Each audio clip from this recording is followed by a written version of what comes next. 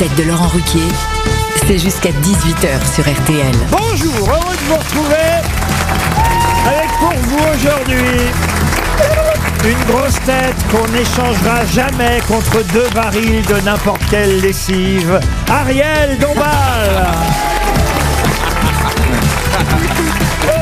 Une grosse tête qui a mis Offenbach au théâtre de poche, Christophe Barbier.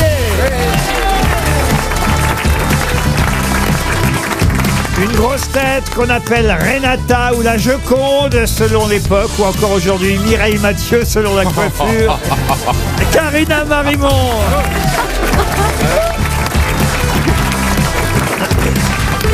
Une grosse tête qui est aussi bon sur RTL à l'heure du petit déjeuner qu'à l'heure du goûter, Florian Gazan. Bonjour. Une grosse tête grâce à qui la ville du Mans, en plus d'être la capitale du Podriette, est désormais celle du pot de fleurs, Stevie Boulet. Hello, hello. Et une grosse tête qui parle plus de sa femme sur scène qu'il ne lui parle dans la vie, Olivier de Benoît.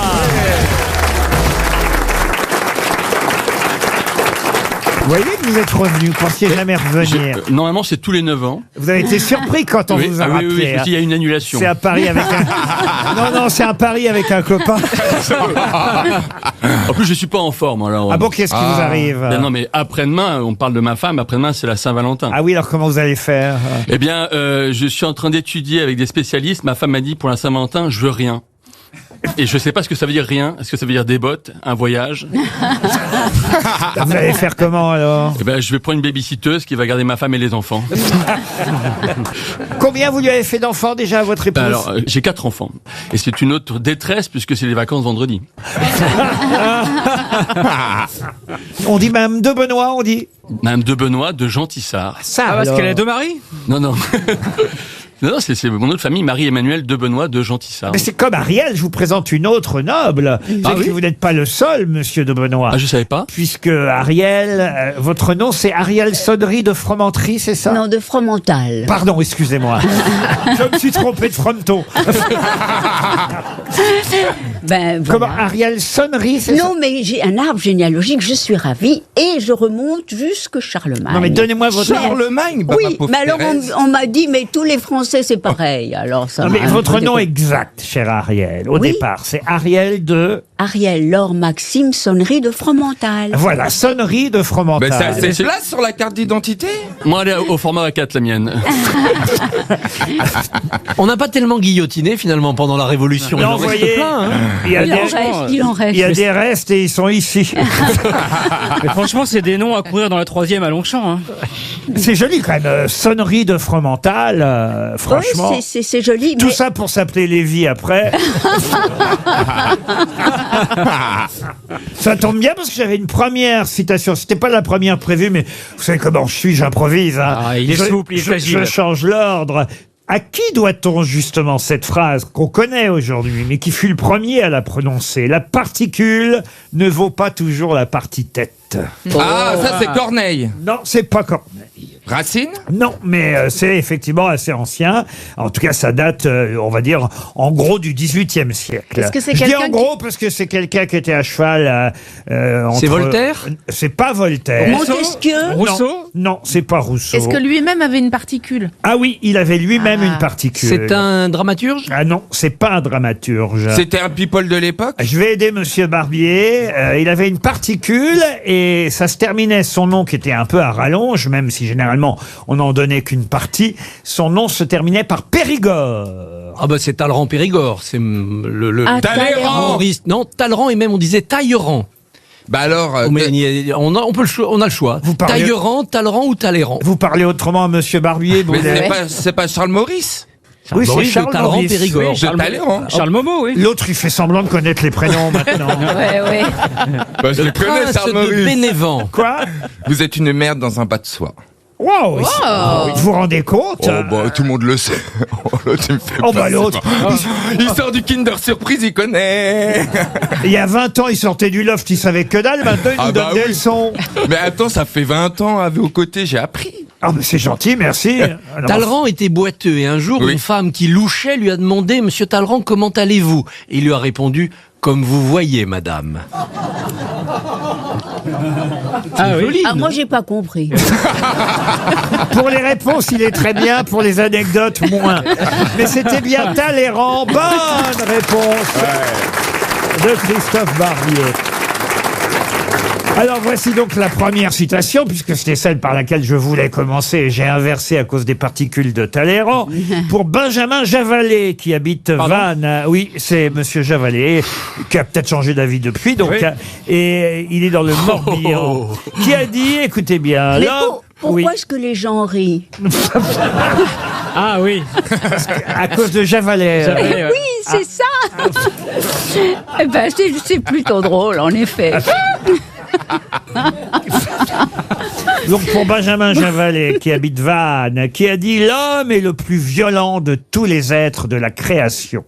En effet, il bat le beurre, il fouette la crème, il viole le règlement, il frappe le champagne, il fusille du regard, il empoisonne l'existence, il massacre une chanson, il enterre sa vie de garçon, et en plus de ça, il finit par tuer le temps. » Oh, Jean-Yann. c'est beau. Non, ce n'est pas Jean-Yann. Michel Dac. Raymond DeVos.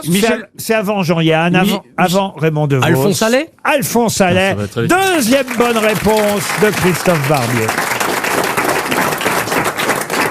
Ah, j'aime bien la suivante et je vous la dédicace, cher Florian Gazan. C'est pour Lucette Faber, qui habite Fossé dans le Loir-et-Cher, qui a dit « Le divorce, c'est le moment où la femme désire à tout prix obtenir la garde de l'argent.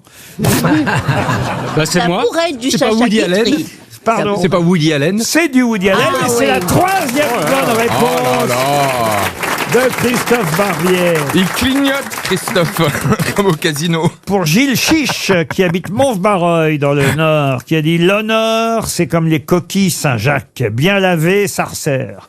Oh. Thierry Lafayette, Lignac. non » Pardon. Lafayette. Lafayette. Pourquoi Lafayette Parce qu'il y avait de l'esprit. Oui, mais non. C'est plus récent. Ah, c'est plus récent. C'est Coluche. Ce n'est pas Coluche. C'est, allez, généralement, vous le trouvez si je vous donne son lieu de naissance, Bourgoin-Jallieu dans l'Isère. Alors, Google Earth. Ah, c'est Frédéric Dard. Et c'est Frédéric Dard. Pourquoi vous faites Ah, Ariel? Non, parce qu'il est brillant. Ah ça oui. fait 5 Ah, ouais. bonnes réponses. Oui, 4 en tout cas, On dit 5 je suis nul. pas sûr. Mais peut-être la 5e, la voici, pour Aurélien Métivier, qui habite Apache en Moselle, qui a dit « Quoi qu'on dise, un mariage raté, c'est quand même plus joyeux qu'un enterrement réussi. » C'est pas Sacha Guitry. Sacha Guitry, non. C'est français. C'est quelqu'un qu'on n'a pas cité depuis longtemps, mais on l'a assez régulièrement cité à une époque, qui était journaliste au Canard enchaîné, né à Saïgon d'ailleurs. Baudard. Non. Ah, vous pensez à Lucien Baudard. Lucien Baudard. Non, Lucien Baudard. non, vous n'êtes pas loin, mais c'est pas Lucien Baudard. Votre mémoire vous fait des défauts, cher Ariel. bon Alphonse Boudard. Non, non non. plus. Alphonse Boudard, c'était plutôt l'argot. Ouais. Et là, on n'est pas du tout dans ce domaine. Audiard, non Audiard, non, on n'est pas loin aussi, mais Ah c'est bah, pas ça. Ça finit par Yard, alors. Non. Yvan Audouard. Comment vous dites Yvan Audouard. Yvan Audouard. Bonne réponse de Florian Gazan. Les grosses têtes sur RTL, c'est avec Laurent Ruquier. Eh bien bonjour à vous et ravi de vous retrouver pour bien sûr les grosses têtes de Laurent Ruquier sur RTL et c'est jusqu'à 18h. Bel après-midi à vous. Retour tout de suite dans le grand studio. Pour Catherine Bréal, qui habite dans les Pyrénées-Atlantiques, une question qui va nous permettre de savoir qui écoute la matinale de RTL. Vous êtes quand même salariés les uns et les autres, même si vous n'avez pas un contrat forcément à durée indéterminée. Je le sais. Ah bah vous, même un CDD, vous l'avez pas. Je suis intérimaire. Vous, quand je vous appelle, c'est directement chez Manpower. Ah, t'es au bord du livreur de Deliveroo, toi. Il y a d'ailleurs que dans les agences intérimaires que vous entendez bis. Alors, monsieur de Benoît, vous allez peut-être écouter RTL et pouvoir répondre à cette question pour Mme Bréal, parce que ce matin, sur RTL, on a eu un bel exemple d'aptonyme. Lequel? Alors, aptonyme, apté, apnée... Ah bah ça part mal. Hein. Alors, mais c'est vrai qu'on peut peut-être déjà commencer à rappeler ce qu'est un aptonyme. Oui, Oui. c'est quoi? C'est sur les noms propres? Alors, expliquez. Est-ce que c'est sur les noms propres? C'était une question. Ah oui. oui, c'est Donc, lié au nom ce propre. sont des gens qui ont le même nom et le même prénom? Pas du tout, non. C'est quelqu'un qui a un nom d'objet? Non, non plus. Ah, ça peut arriver qu'il ait un nom d'objet, mais c'est pas C'est un visuel? obligatoire. C'est un visuel? Pardon. Un visuel? Je comprends même pas ça, ce qu'il dit. Un visuel. Aptomime, c'est un visuel? Non, pas aptonyme. Aptonyme, d'accord. Attendez, j'appelle Manpower, ils vont nous le changer. Hein. C'est un nom qui se lit dans les deux sens. Ah non, ça c'est un palindrome, Palindrome. Ah oui, chère, voilà. Comme Karina Laval. Marimon, voyez-vous. C'était juste pour parler parce que j'avais rien dit. Alors, C'était un invité donc de la matinale. Oui, Qui absolument. avait avec Thomas Soto, avec le nom de Thomas Soto, un lien? Ah, pas du Non, tout, pas non, du non. Je peux même vous dire, il était, cet invité, secrétaire national du syndicat indépendant des commissaires de police. Je vous donne son métier, voyez, au moins. Et effectivement, il était invité ce matin et- sur RTL. Alors, Il a est-ce un que nom qui a un rapport avec son Voilà, métier. c'est ce que j'avais demandé. Pardon. Par exemple, Monsieur Flic. Voilà, c'est ça, un aptonyme. Exactement. Ah, Jean-Michel Poulet? Un aptonyme, c'est un nom de famille qui effectivement est en relation avec son métier ou sa passion ou ses occupations. Alors, C'est ok. ça, un aptonyme. Alors c'était Monsieur Commissaire. Par exemple, vous, Christophe Barbier. Si j'étais coiffeur, Voilà. je serais un aptonyme. Pas de chance, vous êtes journaliste. mais par exemple, Et- un boulanger peut s'appeler Monsieur Baguette. c'est ça Voilà. Et Stevie Eh ben, Boulet Ou peut être Madame lourd. Mich. Madame. Voilà, ça, ce sont des aptonymes. Moi, j'ai rasé D'accord. beaucoup de monde quand Alors- même dans mon métier. Alors, comment s'appelait le commissaire qui était là ce Commissaire gendarme, commissaire matin? Pas policier, gendarme. Mieux commissaire. que ça, mieux que ça. Commissaire général. Monsieur Commissaire. D'ailleurs, c'était pas un aptonyme il y a quelques années de ça, c'en est un depuis... Indique. Pardon. Indique. Commissaire Indique, non. Il s'appelle Jean-Paul. hein, le Santé? monsieur. Maigret. Santé? Jean-Paul Maigret. Ah ouais, pas mal. Bonne réponse. Ah oui. Effectivement. Ce matin sur RTL, on a entendu le commissaire Maigret. Génial. C'est quand même incroyable. Et alors, j'ai regardé effectivement sur Wikipédia la liste des aptonymes célèbres. Il y en a plein. hein. Il y a David Alert qui est sprinter, Caroline Aigle, première femme pilote de chasse, Éric Aumonier, évêque de Versailles. Et Charles de Gaulle est un aptonyme en quelque sorte. Oui, même si c'est Gaulle avec deux L. Oui, mais quand même. Quand même. Les frères Lumière. Mais toi, Ah oui. la Gaule, ça a toujours deux ailes, non? Ça dépend laquelle. Non, sauf celle qui vole. Ça dépend à quel âge. Ça dépend Quand la laquelle. Gaule s'envole, oui. Vous pouvez avoir une demi-Gaule, Ariel. Ouais. Jean-Louis Cheminet, volcanologue, vous voyez. Bérangère Couillard était ministre à l'égalité femmes-hommes. Ah, pas mal. Ah, c'est bien. Ariel Sonnery, chanteuse. Ah bah non, mais oui, chez c'est les vrai. chanteuses, alors vous avez des, Ah oui. des contraptonymes, ça s'appelle. Ça existe aussi, ce terme. Contraptonyme, c'est quand votre nom ne correspond pas à ce que vous faites. Véronique Sanson, chanteuse, c'est un contraptonyme. Ah oui. Henri Frisquet, fondateur d'une entreprise de chaudière, c'est un... Ah oui, bah oui. Bah oui, Frisquet. C'est un contraptonyme. Christine Bravo, c'est un contraptonyme. Mais en revanche, dans les aptonymes célèbres, vous avez Robert Grossetête, qui est philosophe, Christopher Koch, baron de la drogue en Jamaïque, et il y a eu aussi Jacques Delors, ministre de l'économie française. Ah oui, c'est vrai. C'était aussi un aptonyme. Mais alors justement, j'ai une petite question subsidiaire parce que je ne connaissais pas ce mot. Et parmi les marins célèbres, il y a un aptonyme. Kersozon. Pas Kersozon, non. Ce serait quoi un Kersozon à Je sais votre avis? pas, Ker, ça veut dire quelque chose en breton. C'est la maison. Alors je me suis dit, oui, voilà, je sais pas. Est-ce qu'il était dans le Cherche, dernier je Vendée cherche. Globe? Pardon. Il était dans le dernier Vendée Globe? Là, il y a un petit moment qu'on l'a pas vu. Mais, Cam pardon. Cam? Jean Le Cam. Jean Le Cam, et ce serait quoi le Cam alors? Je sais pas. Une poulie Il y a bien un phoque sur un bateau. Pourquoi pas? Il y aurait pas. Le Cam avant la tempête. Jean-Pierre Dick comme Moby. Pardon. Jean-Pierre Dick comme Non, Moby. non, non, non, non, non. Non. Et là, on a effectivement un grand navigateur, plutôt beau gosse hein, d'ailleurs, qui porte le nom d'une embarcation. Je vais vous Ah aider. ben je sais, Monsieur Bombard. Ça veut dire embarcation en argot? Non, c'est une. Aïe, aïe, aïe, aïe, aïe. Je savais bien qu'on allait donner des chèques aujourd'hui. Remarquez, ça tombe bien parce que je vais vous expliquer. Aujourd'hui, dès qu'on donne 300 € à quelqu'un, non seulement on va peut-être donner 100 € de plus à une personne du public, mais il y a une association dans le cadre de la semaine Green, puisque c'est la semaine Green sur RTL. Il y a une association qui va toucher 300 € aussi. Et aujourd'hui, c'est la Ligue pour la protection des oiseaux, la LPO. Cher à, vous savez, qui Bourré du grain, non, j'arrive. Alain Bougrain-Dubourg. Ah, voilà, oh là là, lui, ça fait 20 ans que j'essaie de le mettre. Bourré du J'arrive gras. pas à en bouffer une graine. Bourré du gras, ce serait vraiment un aptonyme pour le coup. Mais il est essentiel, ce monsieur. Je vais vous dire, hein, c'est un ancien bâtiment de charge dans la marine de guerre ou un filet de pêche. Voilà. Une filasse. Une filasse, non. Monsieur Chalutier.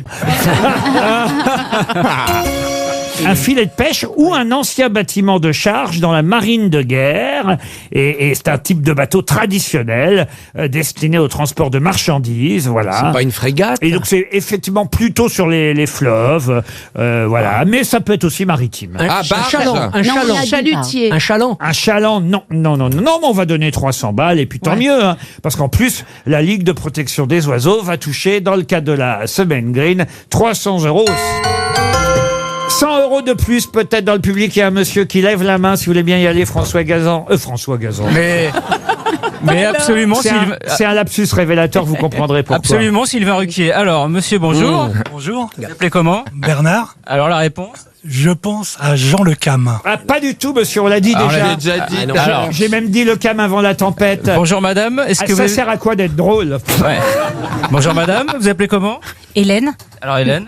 François Gabard. François Gabard. Bravo, madame. Ah, bravo, bravo. Et la gabarre ou une gabarre est un bateau traditionnel destiné au transport de marchandises. Il y a des gabarres fluviales, des gabarres maritimes et il y a évidemment un marin qui s'appelle François Gabard. Bel exemple d'aptonyme. Laurent Ruquier et les grosses têtes sont sur RTL. RTL, Les grosses têtes répondent aux auditeurs. C'est Fabrice, le premier auditeur à intervenir. Rien à voir avec notre Fabrice national qu'on espère voir revenir un de ces quatre. Peut-être au Dôme d'ailleurs, qui sait, je signale. Vous savez que les grosses têtes vont fêter, c'est un peu mon anniversaire, mes 10 ans ici à la tête de cette émission. J'en suis flatté, honoré et ça me fait plaisir évidemment. Et on sera au Dôme, ex-palais des sports, au Dôme de Varsovie. 10 ans. De Paris. Oh, mais 10 ans, mais on applaudit. Merci Ariel. Non, moi je savais pas que c'était déjà 10 ans. Ariel est chauffeuse de salle Non, non, aujourd'hui. mais C'est bien. Je peux c'est venir ou pas merveilleux. Pardon. Je peux venir Alors là, on est en train de réfléchir. Ah, si Ça tu fait peux, pas il 9 ans. reste des places au premier rang. Là, vous êtes dans la catégorie Adil Rami, remplaçant. Je suis vert. Ah, tu pourrais être catégorie tribune, hein, tu t'en sors bien. En tout cas, il y a 3000 places disponibles. Enfin, pardon, il y avait 3000 oui. places disponibles parce qu'on m'a appris aujourd'hui, alors qu'on a ouvert hier les réservations, que tout est plein déjà. Non. Mais venez au dernier moment parce que je sais comment ça se passe. Il faut ouvrir. Il y a toujours des gens qui viennent pas au dernier Oui, moment. oui, C'est c'est comment vrai. ça se passe. Donc venez même si vous avez. On vous fera rentrer. On vous fera rentrer. On fera rentrer au salon de l'agriculture à côté, mais on vous fera rentrer. Bonjour Fabrice, en tout cas. Bonjour Laurent, bon anniversaire, bonjour les grosses têtes et bonjour le public. Ah bah écoutez, Bonjour, ça tombe Fabrice. bien. Puisque vous voulez me parler, j'ai pas bien compris votre mail, je dois dire. Vous voulez me parler de 24 bières. Pourquoi 24 bières? Oui, 24 bières si on arrive à un accord bien entendu. Hein. En fait, j'étais venu il y a 1 an pour l'anniversaire de ma fille avec des Westvetteren, des bières dont vous aviez parlé à l'émission il y a quelques années. Westvetteren, Et ouais, je c'est vous en une bière avais très parlé rare. ici. Ah oui, oui, très bien. Oui, C'est une oui. bière qu'il faut réserver dans un monastère, on vient se garer, Oui, on nous oui, charge oui, la oui. caisse. La Westvetteren, ouais. On vous charge la caisse. Oui, exactement. Vous ouvrez le coffre, vous vous taisez, un Exactement. moine sort, Et il au vous moment met où la ça lâche caisse pas. dans le coffre. On vous lâche la caisse et vous repartez. Et c'est la meilleure bière du monde. Ah bah très bien. Je confirme. Et alors, vous voulez nous en renvoyer 24 alors? Non, non, je viendrai avec, hein, bien sûr. Je viendrai avec les bières, mais si vous aviez un casting de grosses têtes qui m'intéresse, quoi. Ah bah ça fait plaisir. Je peux venir, hein, Fabrice? Je serai là. Oui, ça va. Et Oui, qui- oui, oui. Ah, ça va, tu vois, Laurent. Quel est le casting qui vous intéresse alors, Fabrice? Il y a Olivier de Kersauzon. Ah, là, mais il faut- Moi, c'est Olivier de Benoît, moi. Il faut le faire revenir, Olivier de Kersauzon, Ah ouais. de Oui, Papette. oui, Olivier de Benoît, c'est bien aussi. Bon, très bien. S'il Alors, parle. Ah bah je vois Tous ceux qui sont là aujourd'hui, apparemment, j'aime bien. Ah, Ah, ça très- c'est gentil. Ah bah voilà, oui. Pourtant ils étaient pas J'aime dans la... aussi Joyce Jonathan. Oui, parce que je vois bien que dans la liste que vous m'avez donnée, à part Barbier, il n'y a aucun de ceux qui sont là aujourd'hui. Vous seriez pas un peu faux que Fabrice? Non, du tout. J'avais pas vu la liste avant d'envoyer le mail. Ah bah oui, je comprends bien, oui, mais enfin quand même, vous m'avez mis Mergo, Baffy, Joyce Jonathan, Toen, Az, Chantal là-dessous. Aucune des grosses têtes qui n'est là aujourd'hui. Donc on va attendre pour les bières, mais venez quand même, Fabrice. Vous serez le bienvenu. Thierry maintenant. Bonjour Thierry. Bonjour Laurent, bonjour les grosses têtes. Alors Thierry nous écoute en voiture avec son fils Liam qui a 8 ans, c'est bien ça? Exactement, il vous adore. Et pas seulement en voiture, hein, vous écoutez en cuisinant, pendant votre footing. Bref, tout le temps alors. Pendant l'amour? C'est ça, vous m'accompagnez à chaque moment de ma journée. Oh, ça fait plaisir, mais Ah enfin, oui. l'émission est longue à ce point-là. Non, mais vous nous permettez de nous évader et d'éviter les tracas du quotidien, quoi. Ah bah écoutez, c'est gentil, on prend tout ça comme des compliments. Vous voulez une petite montre RTL, Thierry? Eh ben écoutez, oui, vu le temps qu'elle va mettre à arriver, vu que c'est des montres pour adultes, je pense que pour mon petit garçon de 8 ans, il pourra la porter. Ah bah on vous l'envoie. Merci Thierry. Sandrine, bonjour Sandrine. Bonjour Laurent, bonjour les grosses têtes. Oh, Bonjour, mais Sandrine. alors Sandrine, c'est une vénarde, d'autant qu'elle peut confirmer que quand on promet un cadeau, on le reçoit, n'est-ce pas Sandrine? Oui Laurent, parce qu'effectivement, alors j'ai pas osé vous rappeler cette année, Oui. parce que j'ai bien mon billet Laurent pour le 9 août pour aller voir ACDC au Stade de France. Waouh, Et la Avec chance. RTL bien sûr. Et là, vous avez payé votre billet. Oui, alors voilà, c'est vrai que l'année dernière, vous m'aviez invité gentiment à Longchamp. Voilà, je voulais encore vous en remercier. Quand vous dites Puis, Longchamp, c'est parce qu'ACDC chantait là-bas. C'est pas qu'on vous a invité C'est au ça. tiercé. Hein. C'est- Non, non. Vous vouliez on voir avait cette ACDC chance-là. et on vous a trouvé une place. Et c'était bien Ouais. alors l'année dernière. Mais pourquoi vous y retournez cette année alors? Comme tous les fans d'ACDC, Ben oui. c'est une véritable communion. Je suis c'est- d'accord. Et puis je vous ai pas tout dit Laurent dans mon message. Voilà, je vous ai dit que j'adorais les grosses têtes cette année. Je trouvais qu'en 2025 il y avait une belle alchimie entre vous tous. J'ai entendu qu'il y avait effectivement Florian Gazan, j'adore. J'aime beaucoup Ariel aussi, qui chante je divinement vous bien. embrasse. Elle va vous chanter à Highway to Hell.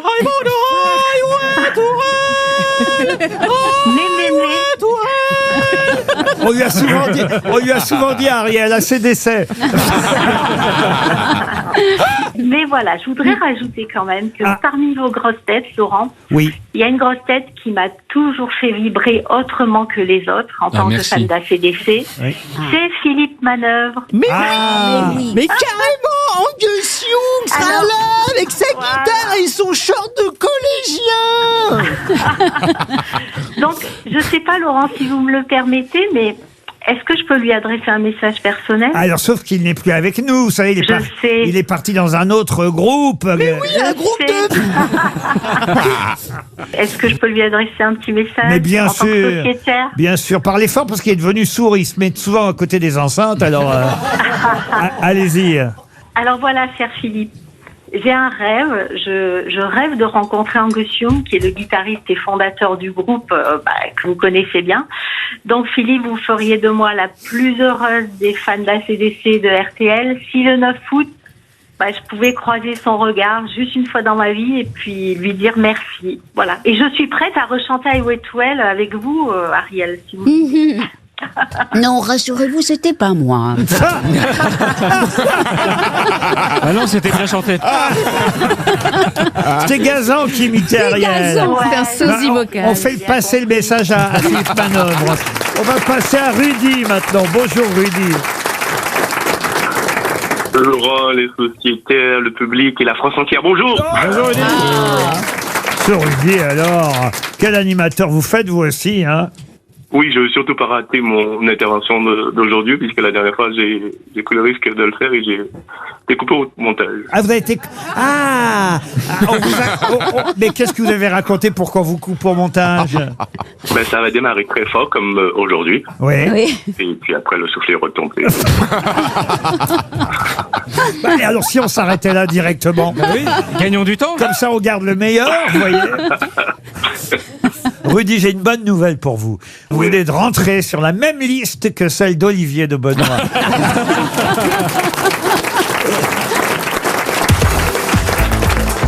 RTL.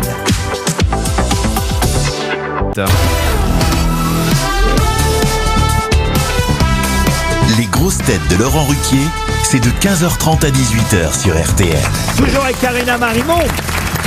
Christophe Barbier, Olivier de Benoît, Florian Gazan, Stevie Boulet et Ariel Dombal.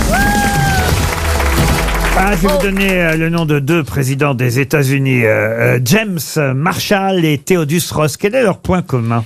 Ils sont morts pendant leur mandat? Eh bien, aujourd'hui, c'est l'anniversaire d'Abraham Lincoln. Oui. Voilà, mais ça n'a rien à Et voir. alors, quel rapport, cher Eh Ariel? bien, c'est un grand président des États-Unis. Certes, mais ça n'est pas ma question, voyez-vous. C'était le 10e et le 20e président des États-Unis? Non plus. C'est leur lieu de naissance, le point commun? Leur lieu de naissance, non. Ils ont été joués par Harrison Ford au cinéma, peut-être. Bonne réponse de Florian Gazan. Incroyable. Et d'ailleurs, ce ne sont pas de vrais présidents des États-Unis, ce sont uniquement des présidents des États-Unis dans des films. Aujourd'hui, il sort un film qui s'appelle Brave New World. C'est bien ça, monsieur Gazan? Brave New World. Comment vous dites-vous? Brave New World. Oui, bah, je crois que je le dis mieux finalement. C'est un Marvel. C'est un Marvel, comme vous dites. Captain America. Captain America. C'est un black maintenant, Captain America. Absolument. Et effectivement, il est face au président des États-Unis, qui est joué par Harrison Ford dans ce film. Le président s'appelle, donc comme je vous l'ai dit, Theodus Ross.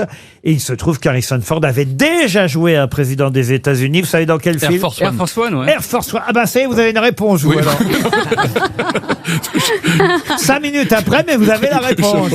Effectivement, Air Force One, où là, il jouait le président James Marshall. Il a été 2 fois président des États-Unis. Il est octogénaire, Harrison Ford, aujourd'hui. Ouais. Et là, il joue un président un peu, on va dire un peu... Tempétueux, dit l'article. Voilà, un peu Trump, on va dire. Un peu genre Trump. Le film sort sur les écrans. C'est bien ça, le Captain Marvel? Bah, Captain America, c'est Captain America. Oui, c'est bien. En plus, dedans, Harrison Ford se transforme. Il va jouer Hulk, le Hulk rouge. Donc, il se transforme en monstre. Donc, il y a un Hulk avec la tête d'Harrison Ford. C'est à voir au cinéma. Attendez, je comprends pas. Le président se transforme en Hulk? Et il va se transformer en Hulk rouge. Parce que Hulk est vert et il y a un Hulk rouge également. Ah bah, si même le président est un mutant, bah alors là... C'est nouveau, le Hulk rouge? Oui, c'est la collection automne-hiver 2025. Je savais pas qu'il y avait un Hulk rouge. Il est encore plus méchant que le vert. Ouais. Et le Captain America est donc un super-héros Marvel face à un président tempétueux. Ils disent tempétueux, voilà, pour pas dire trompétueux. Mais en tout cas, Captain America sort aujourd'hui sur les... Ça dure 2 heures, c'est peut-être un peu long, 2 heures quand même, de Captain America. Mais bravo, en tout cas, Florian Gazan, vous avez trouvé la réponse. Et vous avez été un peu plus malin que les autres. Je vous emmène sur une tombe sur laquelle il est écrit « Je prie les chers enfants qui peuvent tout faire de se joindre à moi pour construire la paix dans les hommes et dans le monde. » Oh, l'abbé Pierre. Non. C'est un philosophe? Sur quelle tombe peut-on lire Mandela? Sœur Emmanuel? Non. Peut-être celle d'Abraham Lincoln. Oh, bah arrêtez-vous avec Abraham Lincoln. Mais le 12 février, c'est son anniversaire. Il n'y a pas de question, Ariel. Baden-Powell? Non, non plus. Michel Drucker? C'est un Français? Michel est bien vivant et il va être demain décoré de commandeur de la Légion d'honneur. Mais il reste encore de la place? Par le président Macron. Alors, voyez-vous un peu. Non, là, je parle de quelqu'un qui est mort d'une hémorragie cérébrale à l'âge de 81 ans, avant un voyage qui était prévu Mère Teresa en Afrique. Comment vous dites? Mère Teresa? Non, mais c'est une femme, en tout cas, sur laquelle, de tombe, on peut lire « Je prie les chers enfants qui peuvent tout faire de se joindre à moi pour construire la paix dans les hommes et dans le monde. » Mais elle était ecclésiastique? Non, elle n'était pas ecclésiastique. Elle était scientifique? Est-ce qu'elle était prix Nobel? Prix Nobel, non. Chantal Goya? Non. Artiste? Artiste, non. Écrivain? Écrivain, alors... Elle a publié des livres, mais elle n'était pas écrivain. Politique. Ah, Françoise Dolto. Oh non, c'est moi qui l'ai dit. Hein. Est-ce qu'elle était médecin? Alors, qui l'a dit en premier? Moi, j'ai dit Françoise. Et c'est pas elle. Ouais. Oh. Est-ce que c'était une Scientifique. C'est un vieux coup qui, au bout de 10 ans, marche encore. Même 20 ans. Hein. Est-ce que c'était une médecin? Pardon? Est-ce que c'était une médecin? Absolument. Ah, Ah, Dr Queen. Mais Oh non. non, Ah bah oui, bien sûr. Évidemment. Vous n'étiez pas loin avec Françoise Dolto. C'est une Françoise. Non. Ah, François Chader-Nargor. Ah non. C'est pas le prénom qui comptait, c'était évidemment le métier. Je prie les chers enfants qui peuvent tout faire de se joindre à moi pour construire la paix dans les hommes et dans le monde. C'est une Française? Madame Montessori? Ce n'est pas une Française. Madame Montessori? Maria Montessori. Bonne réponse de Florian Gazan. Il y a un rapport avec le parc. Pardon? Il y a un rapport avec le parc Montsouris. Surtout avec la Les écoles. pédagogie. C'est Montsouris, le parc. Le parc, c'est pas... Je sais pas, il n'y a pas un parc Montsouris à Paris? Bah Oui, si, mais là, c'est Montessori. Alors, pardon. on voit bien que vous n'êtes pas allé à l'école Montessori. Hein. Montessori sont des écoles, on va dire, où la méthode pédagogique est une méthode pleine de bienveillance pour les enfants. C'est ça, hein, monsieur Gazan? Bon, en gros, c'est faites ce que vous voulez. Nous, pendant ce temps-là, on lit un bouquin. Hein.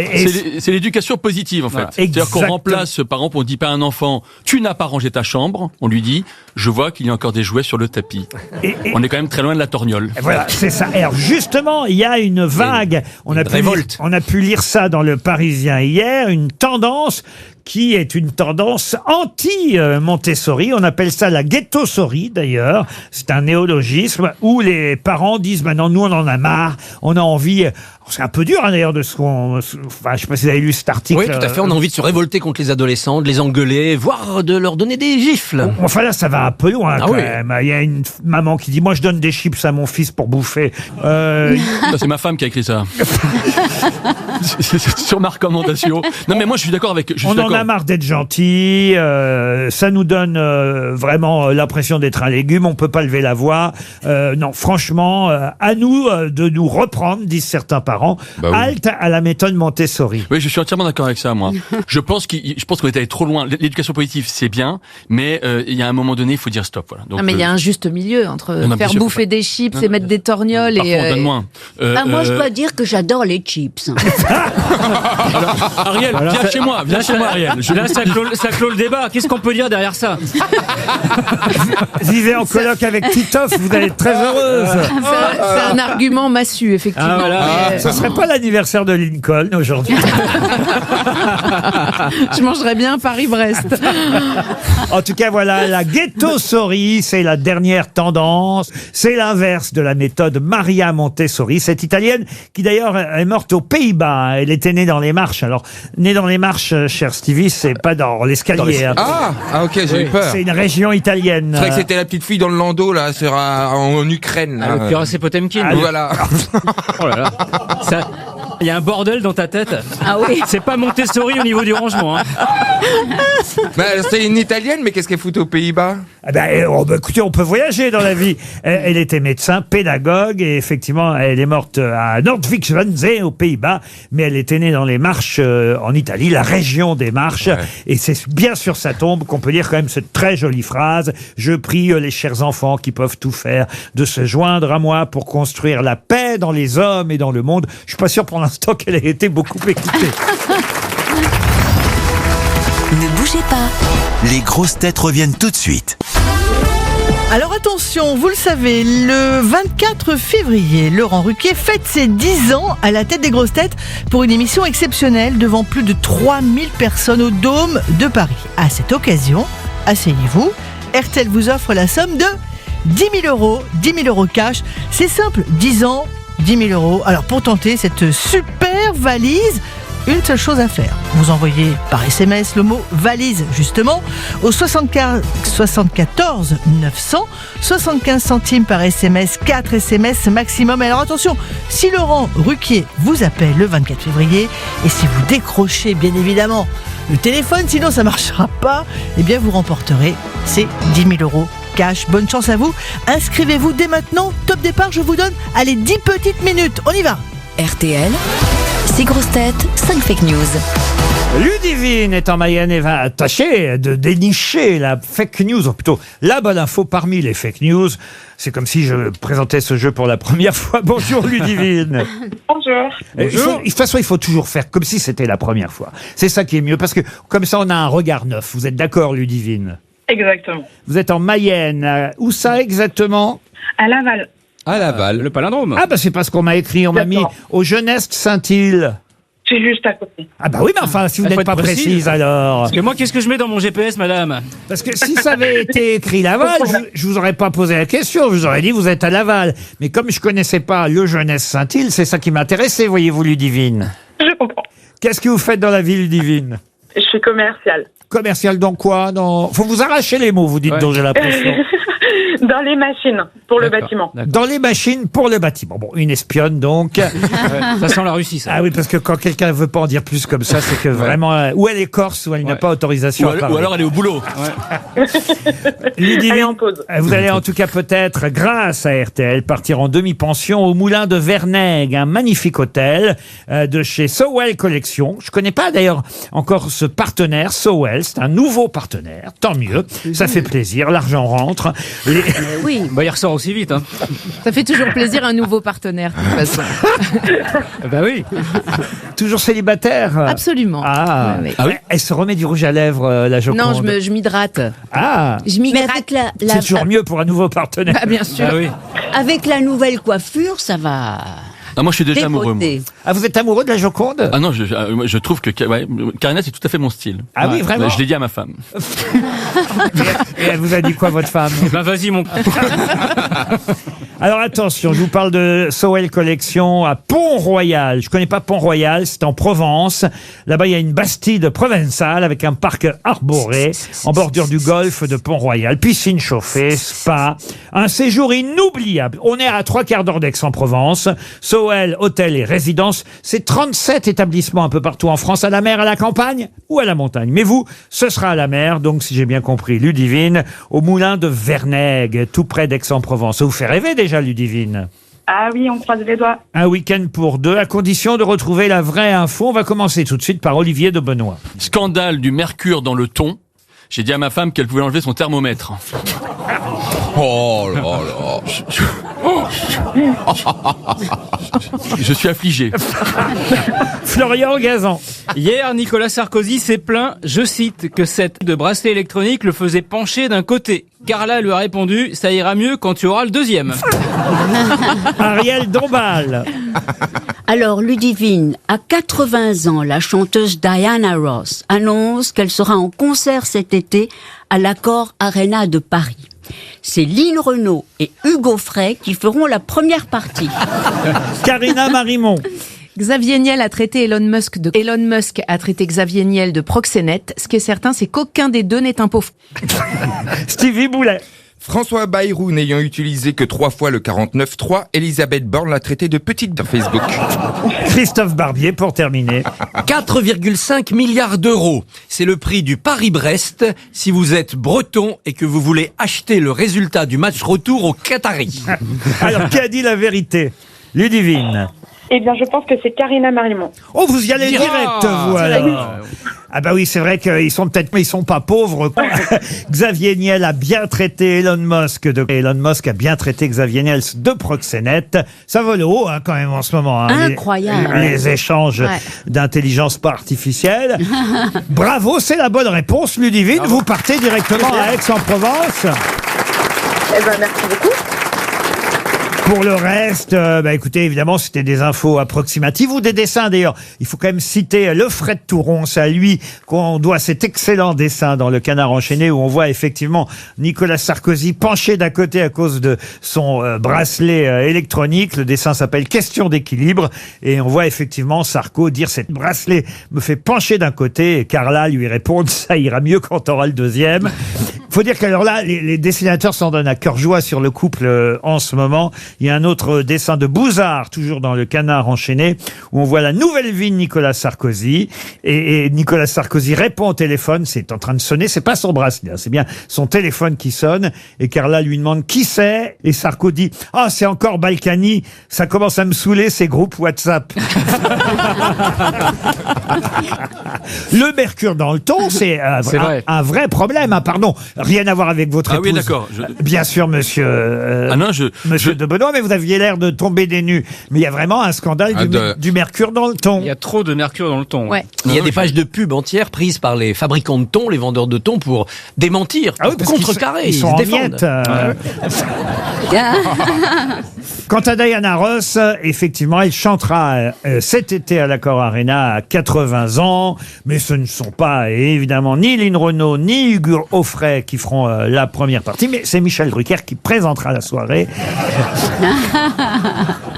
On l'embrasse, évidemment, Michel. Quant à François Bayrou, il a bien utilisé le 49.3, mais c'est vrai que par rapport à Elisabeth Borne, évidemment, il a du retard. Je crois dire que c'est pas les premiers. Hein. À son époque, Michel Rocard avait beaucoup utilisé le 49.3. Parce qu'il n'avait pas de majorité, je crois qu'il l'a fait plus de 28 fois en 3 ans. Simplement, à l'époque, c'était pas limité. Maintenant, c'est limité.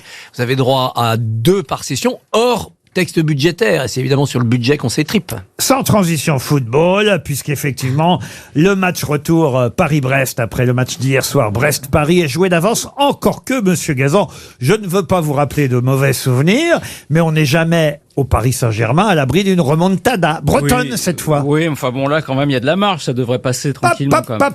On ne sait jamais. Non mais bien sûr, enfin la phrase de bateau c'est le football, normalement quand même ils vont se qualifier. Normalement ils vont se qualifier, mais quand même Vous voulez me mettre l'œil, c'est ça. Les Bretons sont capables d'une, je sais pas comment on dit remontada en breton. Kermontada. C'est tout simple. Mais en tout cas, on ne sait jamais ce qui peut se passer, monsieur. Imaginez Dembélé blessé, une petite déprime au sein du club. Une gastro-entérite foudroyante. C'est quand le match retour? C'est mercredi prochain. Bon, on verra. Tout ça pour aller se faire taper par Barcelone ou Liverpool ensuite. Oh, l'autre avec son écharpe de hooligan, là. Mais c'est vrai que vous vous intéressez au football. Je suis un petit peu quand même. Il s'intéresse à tout. En fait, je me demande à quoi vous vous intéressez pas, Barbier. Mais si on s'intéresse pas à tout, on n'est pas journaliste, Laurent. Oh. Eh bien alors, moi, je suis journaliste parce que je m'intéresse au gâteau Paris-Brest.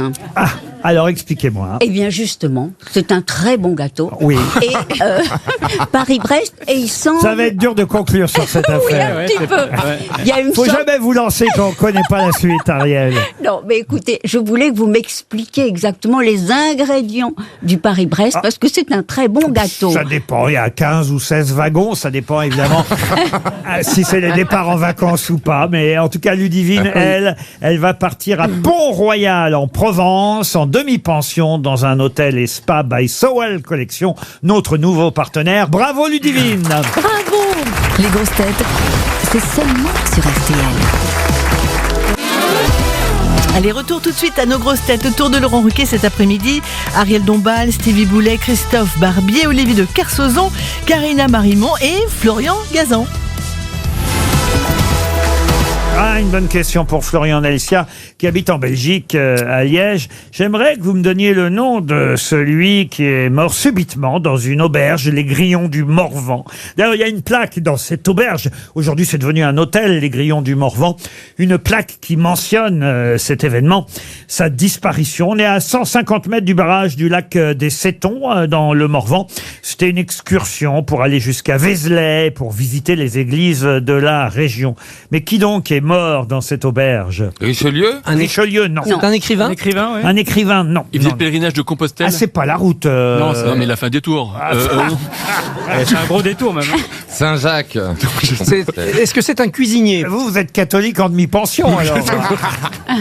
Est-ce que c'est un cuisinier? Parce qu'à Vézelay, il y a des auberges. Un cuisinier, non. C'est quelqu'un dont on lit beaucoup le nom en ce moment dans la presse, je dois dire. Est-ce que c'est quelqu'un qui vivait au XVIIe siècle? Non. Alors non. son nom, il appartient à un stade? Non, on est plutôt au 19e siècle, cher Ariel. Oui. Ouais. Et c'est vrai que son nom, non, c'est pas un nom de stade. Son nom est dans tous les journaux et pour une bonne raison, enfin une bonne, plutôt une mauvaise en ce moment, mais on ignore effectivement qu'il est mort subitement d'un œdème pulmonaire dans une auberge dans le Morvan, les Grillons du Morvan pour être très précis. Il y a une plaque sur place qui vous rappelle l'événement. Homme politique? Homme politique, non. Écrivain? Écrivain, non plus. Non. Un savant? Un savant, on peut. Un savant. Un philosophe? Un propriétaire? Ah, non, non. Un chercheur, un biologiste, un médecin? Un médecin, voilà. Un médecin. Un grand médecin. Et on en parle beaucoup parce qu'en ce moment, il y a une recrudescence d'une maladie. Le docteur Marche? Pardon? Le docteur Marche? C'est qui le docteur Marche? Celui qui avait 4 filles? Celui qui a 4 filles. Ah oui. C'est qu'il a jamais on part de loin alors. Ah bah de très loin. On en parle à cause du retour d'une maladie en ce moment? Absolument. Alors c'est pas la grippe? Non. Le palu? Le docteur? Palu? Non. Je sais pas le dire. Ah, Zivago? Quoi? Non. Givago. Tu devrais pas me faire la liste de tous les docteurs célèbres, Stevie. Vous avez fait Marche, Givago. Il manque le Dr House. Dr House? Dr Watson. On est au 19e siècle. C'est pas Yersin pour la peste? Il est mort en 1893 à Montsoche-les-Sétons précisément. C'est pas Pasteur? Non, c'est pas Pasteur. Montsoche-les-Sétons dans la Nièvre. Et c'est là où se trouve la fameuse auberge où il est décédé, les Grillons du Morvan. Est-ce qu'il a un hôpital à son nom? Alors oui, sûrement ça. Necker? Non, Necker, non. Alors est-ce que ce serait l'ANEC? Non, non plus, non. Et ben, on en parle en ce moment à cause du retour d'une maladie. Oui, bien sûr. C'est pas la variole, la tuberculose? c'est pas la rougeole, c'est pas la tuberculose, c'est Non pas la plus. méningite, Ah, la lèpre, non, La c'est pas la coqueluche? peste. non. Béclair? Non. Une maladie. Le 49.3? Non. Ah, j'ai peut-être une idée. Allez-y. Charcot. Excellente réponse d'Olivier de Benoît. Vous voyez? Est-ce que je peux... Vous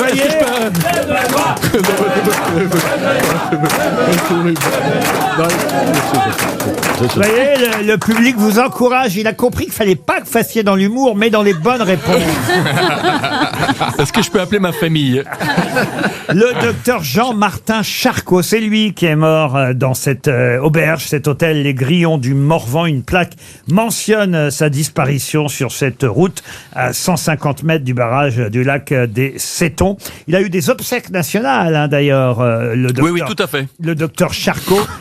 Et c'est vrai. Moi, j'aimerais pas qu'une maladie porte mon nom, mais effectivement, la SLA, puisque c'est aussi ainsi qu'on l'appelle, la sclérose latérale amyotropique, autrement appelée la maladie de Charcot, est une maladie dont on parle beaucoup en ce moment. À cause de la loi sur la fin de vie, on vient de décider d'ailleurs qu'on À cause obtiendrait... du livre de Charles Bietri. Le livre de aussi. Charles Bietri qui témoigne. Et puis, il a été décidé récemment qu'on donnerait plus vite des indemnités de handicap à ceux qui sont frappés de la maladie de Charcot et qui ont généralement très peu d'espérance de vie. Jean-Martin Charcot, qui a donné son nom à une maladie, un peu comme Alzheimer d'ailleurs aussi, c'est le nom d'un médecin. Le docteur Rougeole a existé ou pas? Non. Non, j'aimerais pas qu'on dise la maladie de Ruquier, par exemple. Ah, c'est pas très agréable. Parce que vous n'êtes pas médecin aussi. Je pense que les médecins sont Merci. contents. Mais les chercheurs, ils sont contents. Sinon, je il y a la dombalite quand on est obsédé par Lincoln. Non, mais si j'étais médecin, chère Karina, je préférerais qu'on donne mon nom à un médicament, voyez-vous, en tant que médecin, qu'à une maladie. C'est quand même pas très agréable, si on est médecin, de vous donner un nom de maladie. Il faut connaître la maladie pour avoir le vaccin. Donc, si vous voulez, vous êtes à l'origine, c'est peut-être encore plus brillant. Vous voyez ce que je veux dire, pas? Bah oui. Ça vous irait bien, Laurent Doliprane? Non, mais enfin, monsieur de Benoît, vous comprenez pas ce que je veux dire. Non, mais j'ai compris, tout à fait. Non, mais regarde, j'ai compris ce que vous vouliez dire. C'est plus agréable d'être un vaccin que d'être une maladie. Ce que Voilà. je dis par là, c'est que la personne qui a trouvé un vaccin, c'est parce qu'il y avait une maladie. Donc, ce que je dis par là, c'est qu'il fallait identifier le mal pour trouver le bien. Oh. J'ai l'impression que... Cette émission est pas au niveau. C'est quoi ce bordel? Vous êtes malade. C'est un complot. Je savais que vous aviez une grande famille, mais de là à remplir le studio, Ils seront là au Dôme de Paris, les 3000. c'est quand même surprenant, monsieur de Benoît. Une autre question qui concerne maintenant monsieur Couchant, parce que monsieur Couchant espère un chèque RTL. Pierre Couchant habite dans le Nord. Et la question concerne cet écrivaine, je devrais dire, car C'est une femme née à Morlaix, femme dont le journal a été publié dans différents journaux. Quelle est cette femme écrivaine née à Morlaix dont le journal a été publié dans différents journaux? Elle a vraiment existé, c'est pas une héroïne de fiction. Ah non, elle a vraiment existé. Une bretonne? Alors, née à Morlaix, pas bretonne. Ah. Ce n'est pas Marguerite Yourcenar. Ah non, ce n'est pas... Alors, il ne s'agit pas de trouver ce que ce n'est pas, mais bon. ce que c'est. Ça, généralement, on trouve assez bien. On est au Je savais 19e pas. siècle? Ah non, on est au 20e siècle. 20e siècle. Elle vit encore, d'ailleurs, cette écrivaine. Est-ce qu'elle a eu des prix, cette écrivaine? Oh, mieux que des prix, et un énorme succès, évidemment. Et c'est vrai que son célèbre journal... C'est pas Bridget Jones, quand même. Ah oui, Elle est c'est née Bridget à Jones. Morlaix, Bridget Jones, Hélène Fielding. Hélène Fielding. Oui, c'est ça. Mais elle est née à Morlaix, dans le Yorkshire. Parce que je comprenais pas. Bonne réponse de Christophe Barbier. Ah là là. Ah, il est malin. Il est malin. Il est malin. Effectivement, Elle revient. Hélène Fielding, c'est le nom de la romancière à qui on doit le journal de Bridget Jones. Et le journal de Bridget Jones a été publié d'abord dans différents journaux, puisque c'est sous forme de feuilleton dans les colonnes des journaux The Independent et The Daily Telegraph que Hélène Fielding a commencé par publier le journal de Bridget Jones. Et elle est bien née à Morlaix, mais ça s'écrit M-O-R-L-E-Y, Morlaix dans le Yorkshire. Yeah. Bravo Barbier, vous n'êtes pas tombé dans le piège. Je me suis fait avoir avec les faux présidents des États-Unis. Les grosses têtes, c'est tous les jours de l'année sur RTL. RTL, le livre du jour. Le livre du jour est signé Philippe Charlot, qu'on va avoir au téléphone dans un instant. C'est une bande dessinée publiée chez Grand Angle. Je ne vous donne pas d'ailleurs le titre de cette BD, puisque ce serait vous donner quasiment la réponse à la première question avant qu'on parle avec Monsieur Charlot. La question est adressée à Philippe Plumcock, qui habite Elancourt dans les Yvelines. Et je vais vous demander quel quartier du Mans a pour nom le surnom d'un célèbre roi. Bah ça, c'est pour La Stevie, cité hein. Plantagenet? Pardon? Plantagenet? Non. D'un roi de France? D'un roi de France, oui. Genre le Borgne, Le jeune. La Poire? La Poire, non. Non. Le Borgne, non plus. C'est pour vérifier si... Surnom comme Charles le Chauve ou Louis le Gros? Par Ou- exemple... Le Hutin? le Preux, Non, non, non. le C'est- Téméraire, Le c'est- Bref? C'est juste pour voir si Stevie connaît vraiment le Mans. Ah ouais. Ah, comme ma On pote. peut avoir le siècle du roi? le Teubé. Pardon. C'est un qualificatif plutôt positif. Ça dépend comment on le prend, si j'ose dire, vous voyez. Le joyeux. Non, non, non, non, non, non. Le Règne, la Règne. On est au 16e siècle. Le 16e siècle. le Donc, boiteux. Donc Pardon. Le boiteux. Le boiteux, non. Alors, non, non. Non, il n'y a pas un quartier. C'est Louis le XII. Louis XII. C'est Louis Au XII, XVIe non siècle, il y a François Ier. Ce n'est pas François Il y a Ier. Henri II. Henri IV. Alors, le Vert galant. et le quartier du Vert-Galant, évidemment. Bonne réponse de Christophe Barbier. Bah alors, Stevie, Bah, je connais très bien le Vert galant, mais c'est pas, enfin, dans l'histoire, pas au Mans. le quartier du Vert-Galant est un quartier du Mans dans le département de la À Sarthe. Sarthe, oui, oui. Alors voilà, si vous connaissez pas vos quartiers, Monsieur Boulet, en fait, je crois qu'il nous ment. Il fait semblant de retourner au Mans chaque année, mais le Vert-Galant, c'est le nom d'un quartier au Mans, et c'est Oui. évidemment le surnom du bon roi. On l'appelait aussi le bon roi Henri Le IV. bon roi Henri, Vert galant, c'était pour sa capacité à honorer les dames. Alors, il a dit jusqu'à 50 ans, j'ai cru que c'était un os. Oh. Ah bah justement, la BD que j'ai dans les mains, signée Philippe Charlot et Eric Hupsch, s'appelle La Chandelle du bon roi Henri. Bonjour Philippe Charlot. Oui, bonjour à vous tous. Qu'est-ce que vous entendez par la chandelle du bon roi Henri? C'est une façon un peu détournée d'attaquer le sujet. On avait pensé au Royal Zozio aussi pendant un moment, vous voyez. C'est une façon de parler de la chose tout en restant grand public, on va dire. Alors, on est en 1594 à Paris et Henri IV, j'allais dire, est attendu comme du bon pain. Pas tout à fait d'ailleurs, mais il a des soucis avec sa chandelle parce qu'il n'arrive pas à pisser en fait. Hein. C'est ça le thème du livre. Oui, c'est exactement ça. Moi, il se trouve que je suis béarnais d'adoption par friction, à force de me frotter à mes concitoyens de Pau. Et ici, Henri IV, c'est le Cador. Et les Palois ont l'habitude de dire que tout le monde a un peu du sang d'Henri IV, du fait de son activité sexuel. Il aurait eu une trentaine de maîtresses. Voilà, plus toutes celles qu'on ne connaît pas. Évidemment, c'est son surnom, hein, justement, le vert galant, encore vert, parce que malgré son âge et malgré donc, on va dire, sa chandelle qui ne fonctionnait pas très bien, et ça n'empêchait pas d'aller courir, j'allais dire la gueuse, en tout cas, d'aller courir les différentes maîtresses. Mais quel était le problème exact urinaire, puisque j'ai bien compris que c'était urinaire, qu'avait Henri IV? La situation que nous avons imaginée quand Henri IV a réussi à rentrer enfin dans sa capitale, il avait envie de montrer au peuple, aux Parisiens et aux Parisiennes, combien ils avaient maintenant un roi vigoureux, plein de santé. Voilà, il était très fier de son physique, et on a imaginé qu'il voulait un peu se montrer à son meilleur, et qu'il a eu, on sait qu'il jouait au jeu de paume, donc il aurait eu l'idée d'organiser une partie de paume dont il offrirait le spectacle à ses Parisiens. Mais ça ne tient que si vous n'êtes pas obligé de sortir du terrain toutes les 2 minutes pour aller pisser 2 gouttes. Vous voyez, c'est ça sans problème. J'ai ce problème aux grosses têtes avec certains pensionnaires. Mais alors, c'est vrai qu'à un moment donné, quand même, parce que la médecine n'est pas très, très avancée à cette époque-là, et à un moment donné, on lui montre une sorte de bougie, il croit même que c'est un cierge, qui va servir. Ça m'a fait mal rien qu'à lire cette planche. Oui, mais c'est ça. Oui, rien que les messieurs nous comprendront, mais les dames aussi, qui subissent parfois d'autres opérations qui ne sont pas tout à fait les mêmes, mais enfin quand même, pour les messieurs, c'est la fameuse canule qu'on va faire passer. Arrêtez, rien qu'à le dire, j'ai du mal. Moi, je l'ai vécu, ça. C'est vrai. C'est horrible. Oui. Sauf qu'à l'époque, elles étaient pas toutes petites, les canules en question. C'est bien ça. Ils faisaient avec ce qu'ils avaient, et évidemment la bougie s'y prêtait. Alors ils avaient quand même un tour de main de manière à essayer de les faire les plus fines possibles.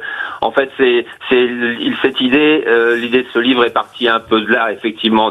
Je pense que quand on imagine ça, ça nous met tous dans un état un peu particulier, et ça prête aussi à sourire. Donc l'idée, c'est un peu de sourire de nos grands hommes. Et c'est vrai qu'on va effectivement faire rentrer cette bougie, certes un peu étroite, dans le zozio, comme vous dites, hein, ou la chandelle du bon roi Henri. Mais alors ça, c'est votre imagination, ça n'est pas arrivé. Jusqu'à preuve du contraire, ça a pu arriver. On sait qu'il avait des soucis. Nous, notre façon de faire, vous voyez, c'est de glisser un petit peu de fiction dans l'histoire de ces personnages. Vous vous souvenez la chanson Napoléon est mort à Sainte-Hélène, vous voyez, on faisait ça quand on était enfant, en chantant cette chanson-là. Voilà, on fait ça. On a fait ça avec la fistule anale de Louis XIV aussi, vous voyez. En fait, vous aimez mettre votre nez dans les culottes royales, on peut dire ça comme ça. C'est ça, c'est la grande histoire par le dessous de la lunette. Voilà. Ou par le petit bout de la lorgnette, si vous, pour ce qui est Henri IV. On voit dans votre BD le confesseur du roi Henri IV. C'était vraiment son ennemi, son confesseur. Ça, c'est historique ou c'est vous qui l'avez inventé? C'est-à-dire que on sait qu'Henri IV a été un peu, il a un peu abusé des conversions. Donc certaines autorités ecclésiastiques mettaient un peu en doute sa sincérité au fil de ces conversions, évidemment. Vous avez envoyé votre livre à François Bayrou, parce que si on parle beaucoup du bon roi Henri et d'Henri IV en ce moment, et de Pau, c'est évidemment à cause du Premier ministre. Vous lui avez envoyé votre BD ? Bien sûr. Alors l'attaché de presse a pensé qu'il était peut-être mieux de lui envoyer à l'hôtel de ville à Pau plutôt qu'à Matignon, parce que c'est pour peu que la poste soit un peu en retard. On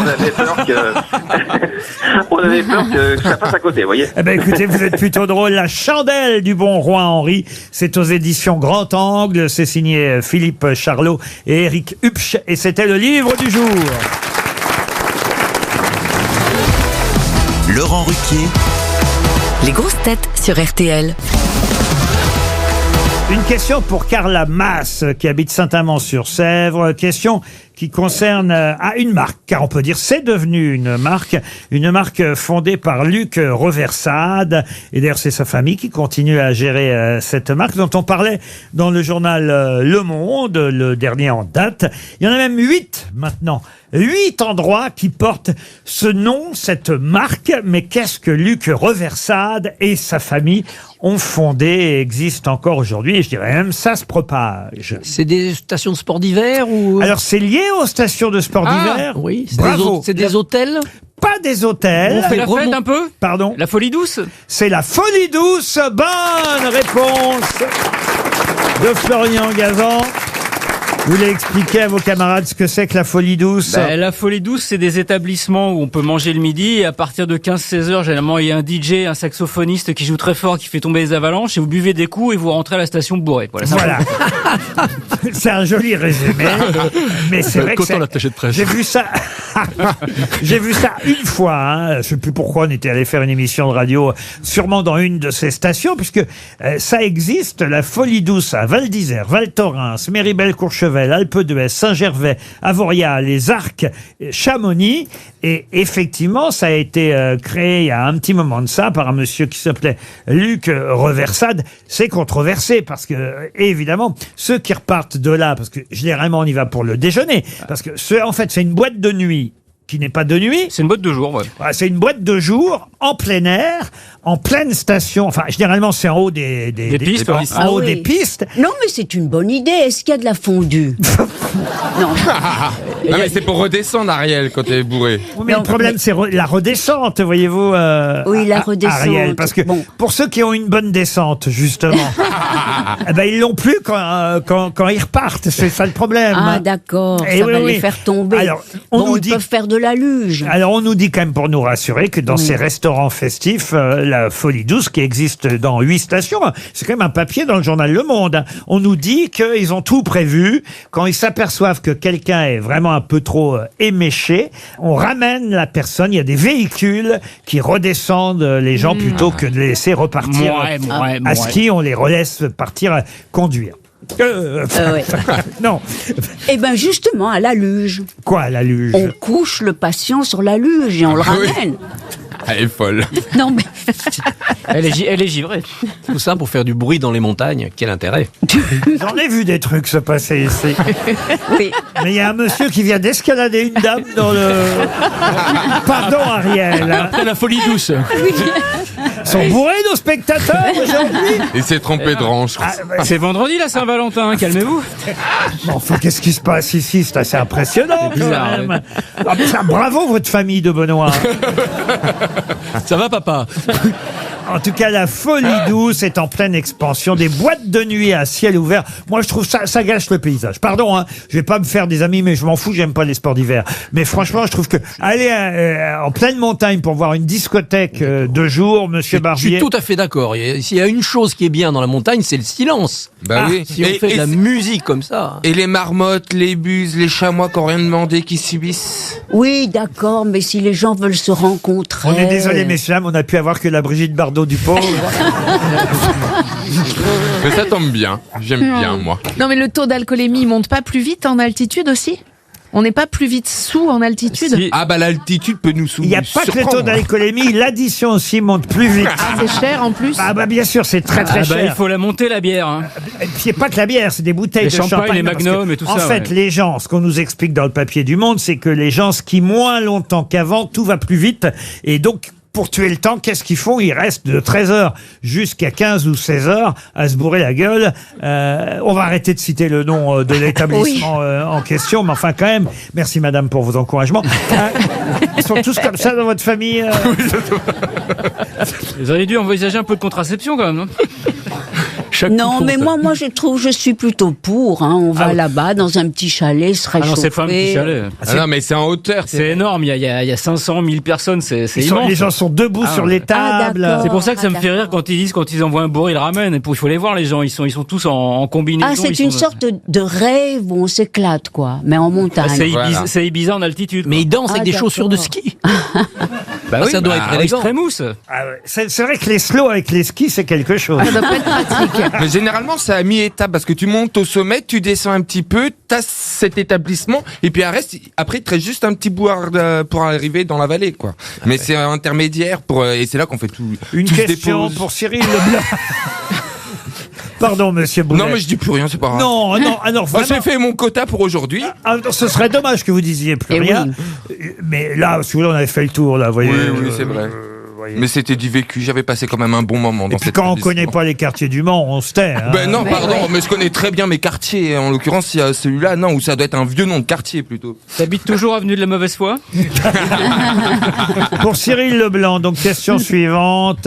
J'aimerais que vous me disiez à quel substantif et même verbe a donné naissance monsieur Pierre Carlet.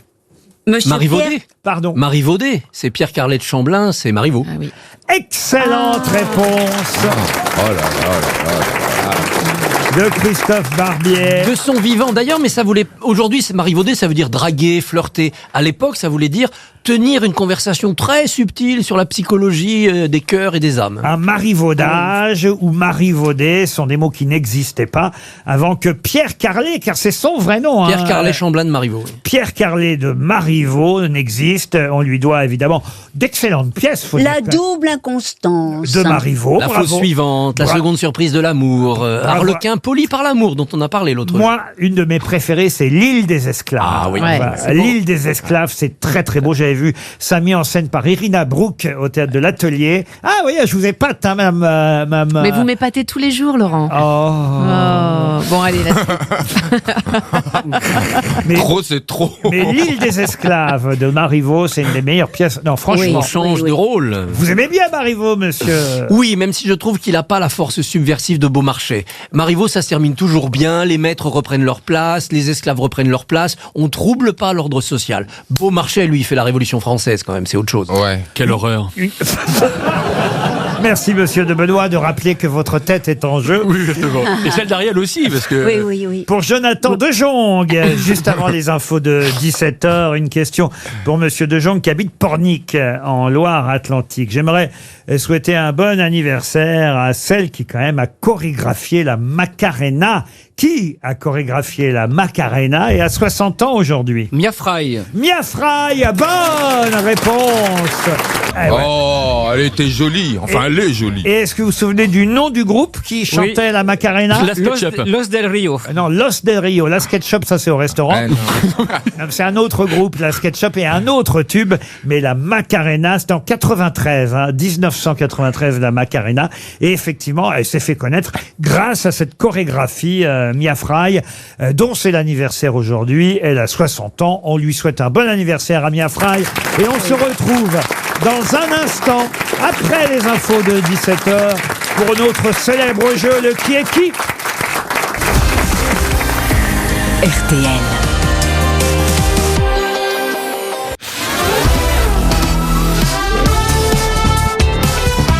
Les grosses têtes de Laurent Ruquier, c'est tous les jours de 15h30 à 18h sur RTL. Toujours avec Ariel Dombal, Stevie Boulet, Florian Gazan, Olivier de Benoît, Karina Marimont et Christophe Barbier. RTL. Mais qui sont les grosses têtes?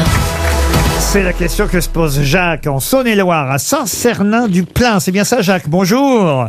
Oui, bonjour à toute l'équipe. Ah bah, je peux dire, l'équipe, ils sont en train de se morfondre pour certains, parce qu'on vient de leur donner le nom, évidemment, qu'ils vont devoir représenter devant vous, cher Jacques. À vous de les identifier pour gagner un week-end grâce à weekendesk.fr. Pour vous, ce sera la Normandie, à 15 minutes de Giverny, le domaine de la Corniche, un 4 étoiles, quand même, avec une magnifique soirée prévue au bar Léopold, restaurant, piscine extérieure, spa 5 mondes, bref, un joli moment, un bistrot aussi qui s'appelle le Vin du Domaine. Un beau week-end grâce à weekendesk.fr en Normandie. Ça vous changera de la Saône-et-Loire, Jacques. Exactement, oui. Ça changera. Qu'est-ce que vous faites dans la vie?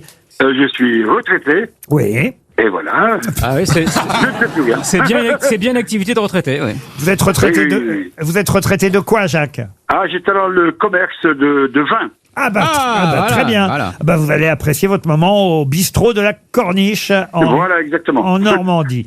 Alors, je vous laisse évidemment vous adresser à mes grosses têtes.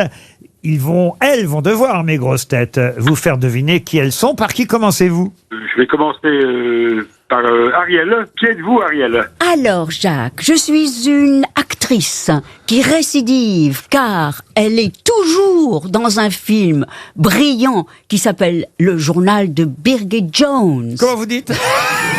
Le Journal de Birgit Jones. Ah oui, c'est suédois comme c'est la version nordique, quoi. Je vais mal prononcer, c'est madame Renée Selvelderer ou voilà. Ben voilà, c'est René. Ben oui, bien sûr, c'est René. C'est notre copine René. René Zellweger. Mais voilà. Mets-nous une suze, René, ouais. Ça vous fait déjà une grosse tête, Jacques. Il en faut 5 sur 6. On continue avec qui? Alors, je vais demander en suivant à Karine. Qui êtes-vous, Karina? Je suis, je ne sais pas qui. Alors, je vais essayer de vous faire deviner. C'est un nom à consonance africaine. Je sais, non mais honnêtement, je sais pas du tout qui je suis. Je peux pas vous aider plus que ça. Il faut en dire un peu plus. Mais je sais pas. L'autre alors. J'aurais eu Bridget Jones, oui, j'aurais su le dire déjà, Bridget Jones, moi. Réfléchissez à une sorte de charade d'ici à tout à l'heure. Et pendant ce temps, Jacques, vous pouvez passer à quelqu'un d'autre. Qui êtes-vous, monsieur Gazan? Ah, alors Jacques, je suis la dernière personne en France à soutenir Emmanuel Macron et pour me remercier, il m'a nommé président du Conseil constitutionnel. J'ai été président de l'Assemblée nationale aussi. Je l'ignore, là. Quand ça veut pas, hein. Non, ça veut pas, là. Alors j'ai le même prénom que le chanteur qui chantait J'ai attrapé un coup de soleil et là on part de loin. Et là. je suis la moitié d'un métier qui commence par maréchal. Je ne vois pas. Bon, bah Jacques, on va passer à quelqu'un d'autre. Oui. Qui êtes-vous, monsieur de Benoît? Ah ouais. Alors, je suis un whisky. Je suis le nom d'une lignée de rois de France. Je suis actuellement héritier en Espagne. Voilà. Qu'est-ce que vous racontez, vous? Bah ouais, non mais ouais. Et alors, est-ce que vous me reconnaissez? Pour le moment, non. On est dans la 4e dimension. Mayday. À toutes les unités. Crash cheminot. On passe, Jacques, on passe à quelqu'un d'autre? Eh ben, monsieur Stevie.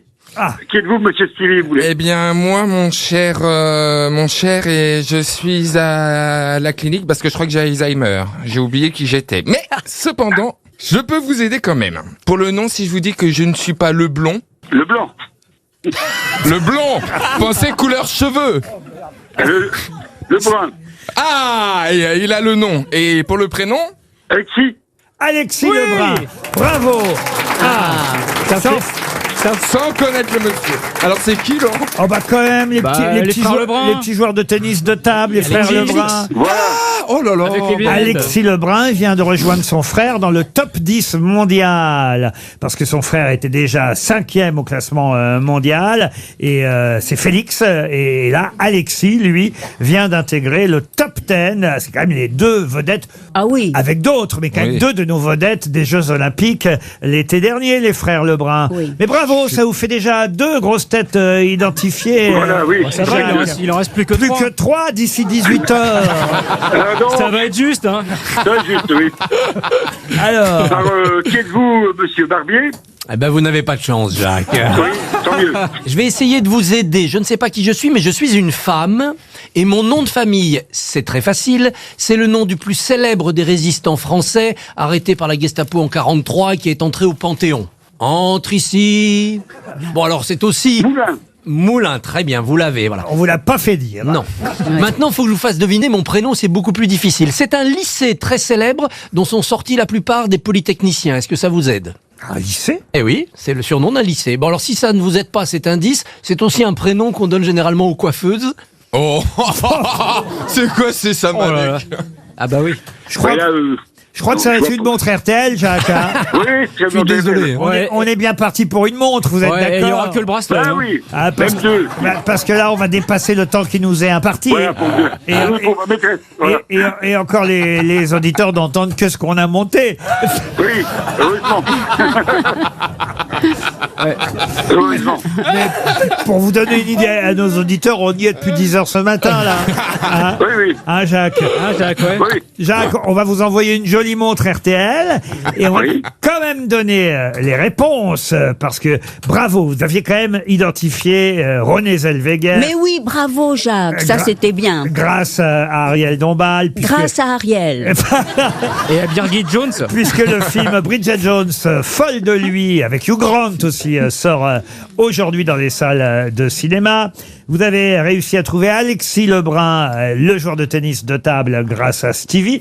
Christophe, vous me décevez, Christophe Barbier, parce que il y a une page entière sur Ginette Moulin. Ah, ben bien sûr, c'est les Galeries Lafayette. Elle vient de nous quitter, Ginette Moulin. Mais pourquoi vous dites Ginette Ginette, c'est un lycée spécialisé dans les mathématiques. C'est le surnom d'un lycée, Ginette. Ça, alors il y a que vous qui savez ça. Non, moi je le savais Non, mais aussi. là, t'es trop pointu, Moi je pensais au commissaire Moulin avec ton indice. C'est Ginette à Versailles. Elle avait 98 ans, Ginette Moulin, et elle était la petite fille du fondateur des Galeries Lafayette. Et jusqu'à l'année dernière, elle continuait à diriger les Galeries Lafayette. Il y a une page entière dans le Figaro aujourd'hui sur Ginette Moulin. À la tête de la holding Motier, parce que c'était le nom du marquis de Lafayette. Quant à Monsieur Gazan, il a essayé de vous faire deviner le futur président du Conseil constitutionnel, Richard Ferrand. Maréchal Ferrand, c'était pas mal quand même, Florian, vous avez fait de votre mieux. Et Monsieur De Benoît. C'est moi de Benoît. Je vous avais donné un Bourbon, mais pas n'importe quel Bourbon, voyez-vous. Mais c'est un danseur? Pas du tout. Anthony Bourbon, c'est un des entrepreneurs qu'on voit dans la célèbre émission qui démarre d'ailleurs à nouveau ce soir. Qui veut être mon associé sur M6? Il doit être millionnaire ou milliardaire d'ailleurs, je sais pas. Mais Sans doute, oui. il fait partie de tous ceux qui investissent dans les projets qui leur sont présentés par les différents candidats. Anthony Bourbon, il est avec d'autres. Il y a Tony Parker parfois aussi. Oui, avec Marc Simoncini aussi. Mais j'avais dit lignée droit et un whisky, je trouvais que c'était déjà brillant. Pour Bourbon, c'est déjà pas mal, mais il y avait le prénom à faire. Oui, on était déjà loin, oui. Non, vous n'étiez pas aidé, Jacques, vous étiez un brillant candidat, mais des mauvaises grosses têtes. Et puis alors, quant à Madame Karina Marimon... Ça doit être un sportif, j'imagine. C'est un footballeur. Oui, et c'est pas n'importe quel footballeur, c'est quand même la une du journal L'Équipe aujourd'hui. Ousmane Power pour Ousmane Dembélé. Il a jamais autant marqué de buts que cette saison. Tant mieux, je suis contente pour lui, mais moi je le connais pas. Ça me saoule, j'ai toujours des noms que je connais pas. On est désolé, Jacques, ce sera une montre RTL pour vous. Les grosses têtes de Laurent Ruquier, c'est tous les jours de 15h30 à 18h sur RTL. RTL, le téléphone du jour. Le téléphone du jour va nous permettre d'avoir dans un instant le directeur d'une, on va dire une chaîne de cinéma. Peut-être vous connaissez les CGR Cinéma, puisque un prix vient d'être donné en Moselle. Mais alors, quel prix justement vient d'être décerné à un habitant de Fréming-Merlebach en Alsace? Et effectivement, pourquoi cet habitant a reçu ce prix? Pour quelle raison? Il a eu un prix décerné par ces salles de cinéma. Il a été au cinéma, c'est celui qui a été le plus au cinéma dans l'année, dans le CGR en question. C'est-à-dire? Il a été tous les jours au cinéma, peut-être voir le même film, ou en tout cas... non mais, ma réponse est quasi bonne. Combien de fois vous diriez? Non mais pas, 350 fois. Combien? 365 fois. Un peu plus. 312. 370. Encore plus. 1050. Il est allé 518 fois au cinéma dans l'année. Bonne réponse d'Olivier de Benoît. Mais c'est vite les cinémas. Bonjour Monsieur Raphaël Kral. Bonjour Laurent. Même vous devez être surpris quand même par ce cinéphile, parce que ça on appelle ça un cinéphile. À moins effectivement qu'il aille voir toujours le même film, auquel cas ce serait plus un problème. Mais à peu près combien de films a-t-il vu? Autant que le nombre de fois où il est allé au cinéma, c'est-à-dire 518 fois. Ouais, effectivement, un vrai record, 518 fois. Il était déjà venu voir 450 films l'année précédente et 518 fois pour cette année, avec forcément des films qu'il a vus plusieurs fois pour pouvoir atteindre ce chiffre absolument incroyable. Depuis combien d'années vous faites ça, de récompenser les plus cinéphiles de vos spectateurs? Alors là, c'était la 2e édition en ce qui concerne le CGR de Frémin, mais ça existe dans certains CGR, notamment le CGR qui a inauguré ce dispositif à Narbonne depuis 4 ans maintenant, puisqu'il faut rendre à César ce qui appartient à César. C'est Cédric Fayolle, le directeur du cinéma de Narbonne, qui a inauguré ce dispositif et qui a fait des bébés dans les autres cinémas du groupe. Mais en tout cas, c'est vrai que les cinémas, c'est plutôt agréable. Aller au cinéma, on a un peu tendance à regarder maintenant les trucs sur des petits écrans, alors qu'aller au cinéma, ça reste un moment agréable. D'abord, c'est chauffer l'hiver, c'est climatiser l'été. Oui. Par contre, il n'y a plus la petite vendeuse avec le panier. Ah oui, là, il y a un moment, alors. Non, mais moi, j'avais pas été au cinéma depuis un moment. J'y suis allé dimanche dernier. Pour vous faire sucer à l'entracte? Non, voir Concave. Et on n'était que 2 dans la salle. Mon chéri et moi-même. Oui. Bon, pour y aller 518 fois, il doit même voir des films qui sont pas forcément terribles sur le lot. Ah bah effectivement, dans le lot, il y a forcément des navets. Maintenant,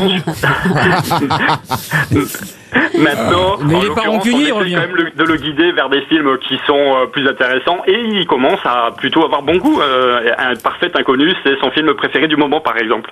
Pour les films qui sortent aujourd'hui, Parfait Inconnu, c'est son film préféré? Ouais, actuellement, en tout cas, c'est vraiment le film qui ressort pour lui et il nous en parle quotidiennement. Il nous a parlé encore ce matin du plaisir qu'il a pris à découvrir le biopic de Bob Dylan. Sur les films qui sortent aujourd'hui, mercredi, dans vos salles comme dans d'autres salles de cinéma, Monsieur Kral, vous qui êtes directeur chez CGR, qu'est-ce que vous conseillez? Alors plutôt le Marvel, Captain America, plutôt le journal de Bridget Jones, ou d'autres films, ou celui avec Adrian Brody?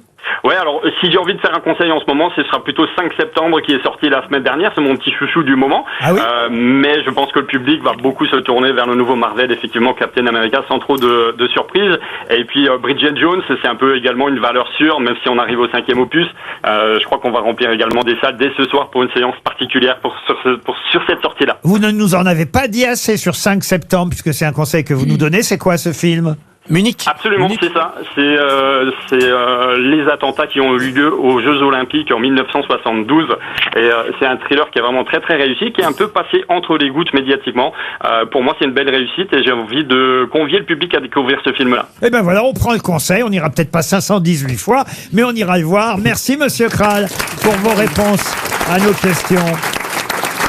Tiens, voilà une autre question très difficile, qui peut coûter 300 € à la station, mais qui rapportera 300 € à la Ligue de protection des oiseaux, peut-être 100 € dans le public, allez savoir. Pour Mme qui habite Bressuire, dans les Deux-Sèvres, voici la question. Je vous demande de retrouver le nom d'un peintre. Un peintre qui fut mineur quand il était enfant, au point d'ailleurs d'avoir peint un de ses plus célèbres tableaux, qui s'appelait « La mort d'un ouvrier ». Et c'est... Ah, je crois que c'est Caillebotte. Ah, pas du tout.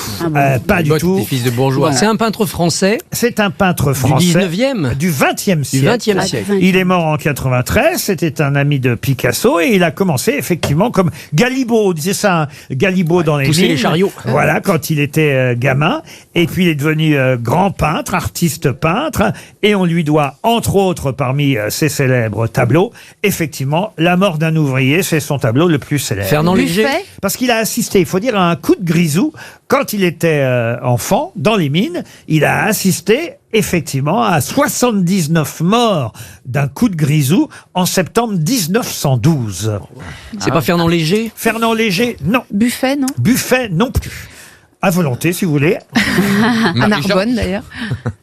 Ça ne peut pas être Gustave Courbet, parce Non, qu'il était ni Abraham Lincoln, Ariel. Est-ce qu'il a peint des Paris-Brest? Il est mort âgé, quand même. Pardon. Il est mort âgé. Comment ça, il est mort âgé? Non, j'ai parlé, il a vécu longtemps. Ah oui, de 1905 à 1993. C'est intéressant. Voilà, merci de le noter. Il était dans les éphémérides du jour, puisqu'il est né le 12 février 1905. Et je vois que Monsieur Barbier, il a dû laisser aller Je suis passé à côté de ce peintre-là. dans la préparation de cette émission, je dois dire. Car, et là, vous me dites... Vous dites que c'est un ami de Picasso? Ah bah oui, là, il... Alors, est-ce que ce ne serait pas Juan Gris? Comment vous dites? Juan Gris. Juan Gris. Oui. Juan Gris. El pintor Juan Gris. El pintor. Sí, el pintor Sí, sí, Juan Gris. el pintor. Era español, pero gran amigo de Pablo Picasso. Allez, Pablo, Ramenez-nous des maracas. Est-ce que ce ne serait pas Esteban Biaf? Et c'est pas cet amigo-là. Alors, Pablo Pert? digestif. Est-ce qu'on peut avoir son prénom ou est-ce que c'est trop nous C'est aider? notre amigo, voyez-vous. Non, vous n'aurez pas le prénom. C'est pas buffet, c'est peut-être du buffet. Non plus, non. Ouais, c'est bien parce qu'on va donner un chèque RTL. Aux oiseaux. Il a peint ou il a fait d'autres choses? Qu'est-ce qu'il a peint d'autre? Oh, qu'est-ce qu'il Sa a cuisine? Il a peint les vieilles, il a peint les jeunes, il a peint... Il est actuellement à Orsay? Alors, je peux vous dire où il est exposé. Oui, parce que J'ai toute la liste, là, si vous voulez. Allez-y. Il est au Musée national d'art moderne de Paris, il est au Centre national d'art contemporain, au Musée de l'Ordre de la Libération, au Musée de l'Arsenal.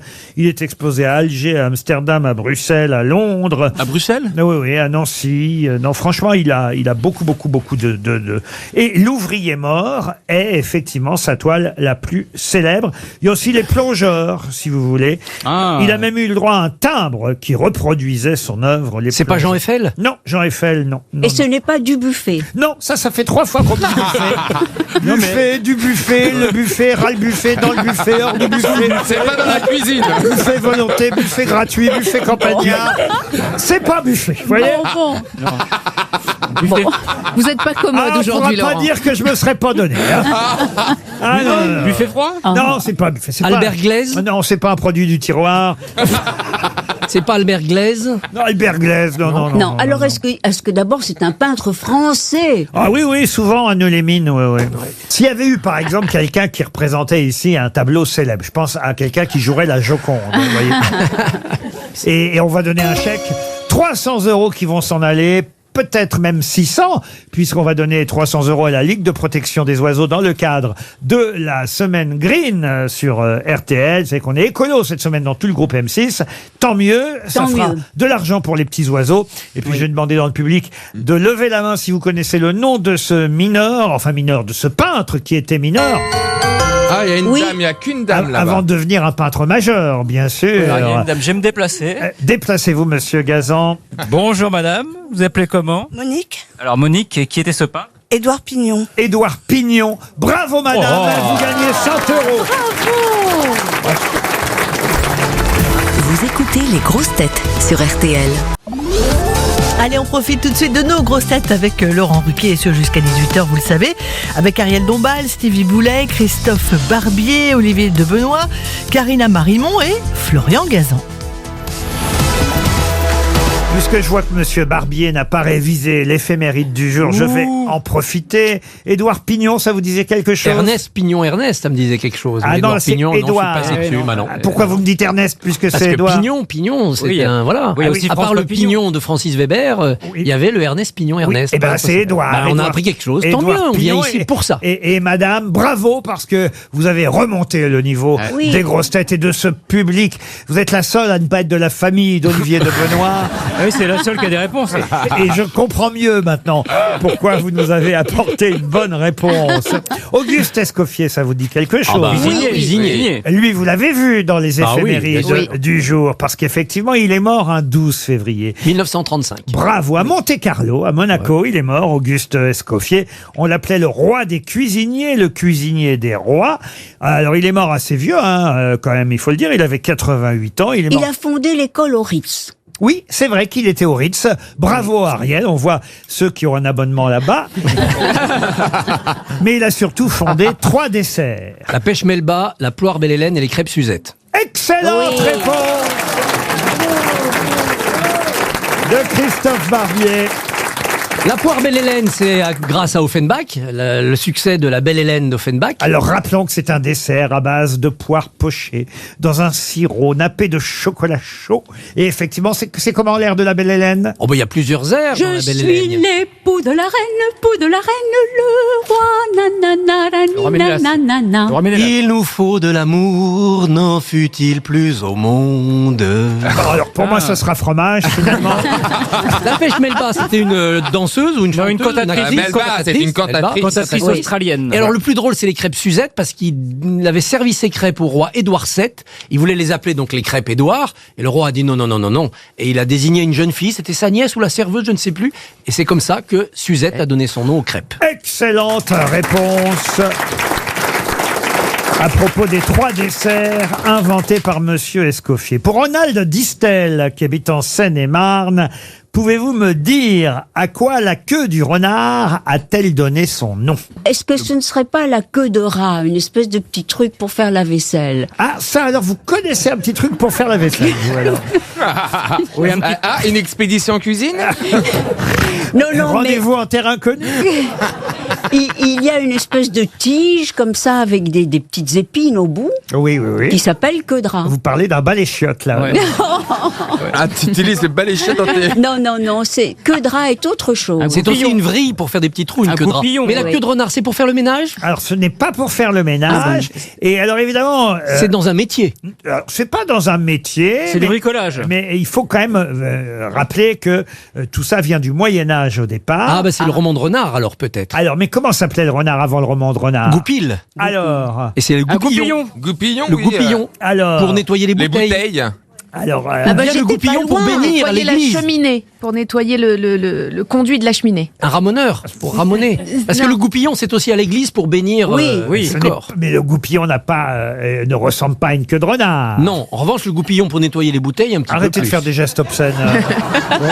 C'est vrai, c'est gênant. Ça m'excite en plus. Ah ouais, ça nous excite. Eh bien, finalement, je n'étais pas loin avec la queue de rat.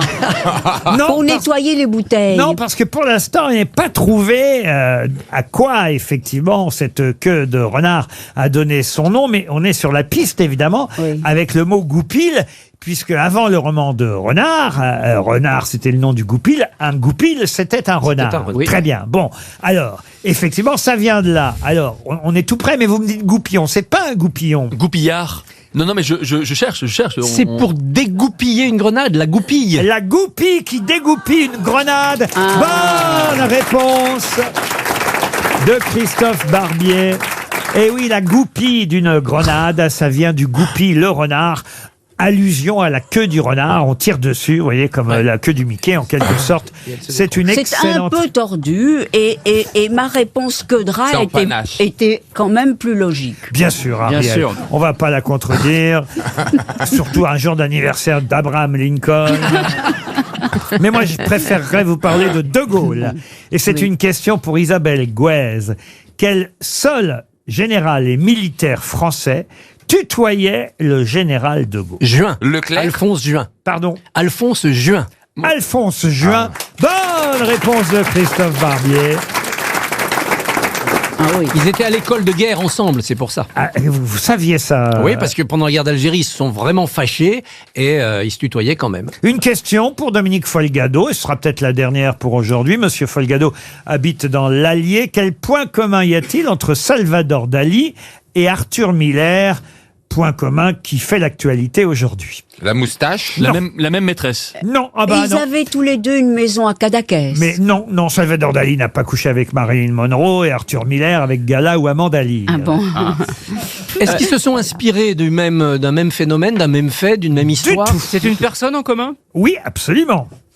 Quel point commun y a-t-il entre Salvador Dali et Arthur Miller?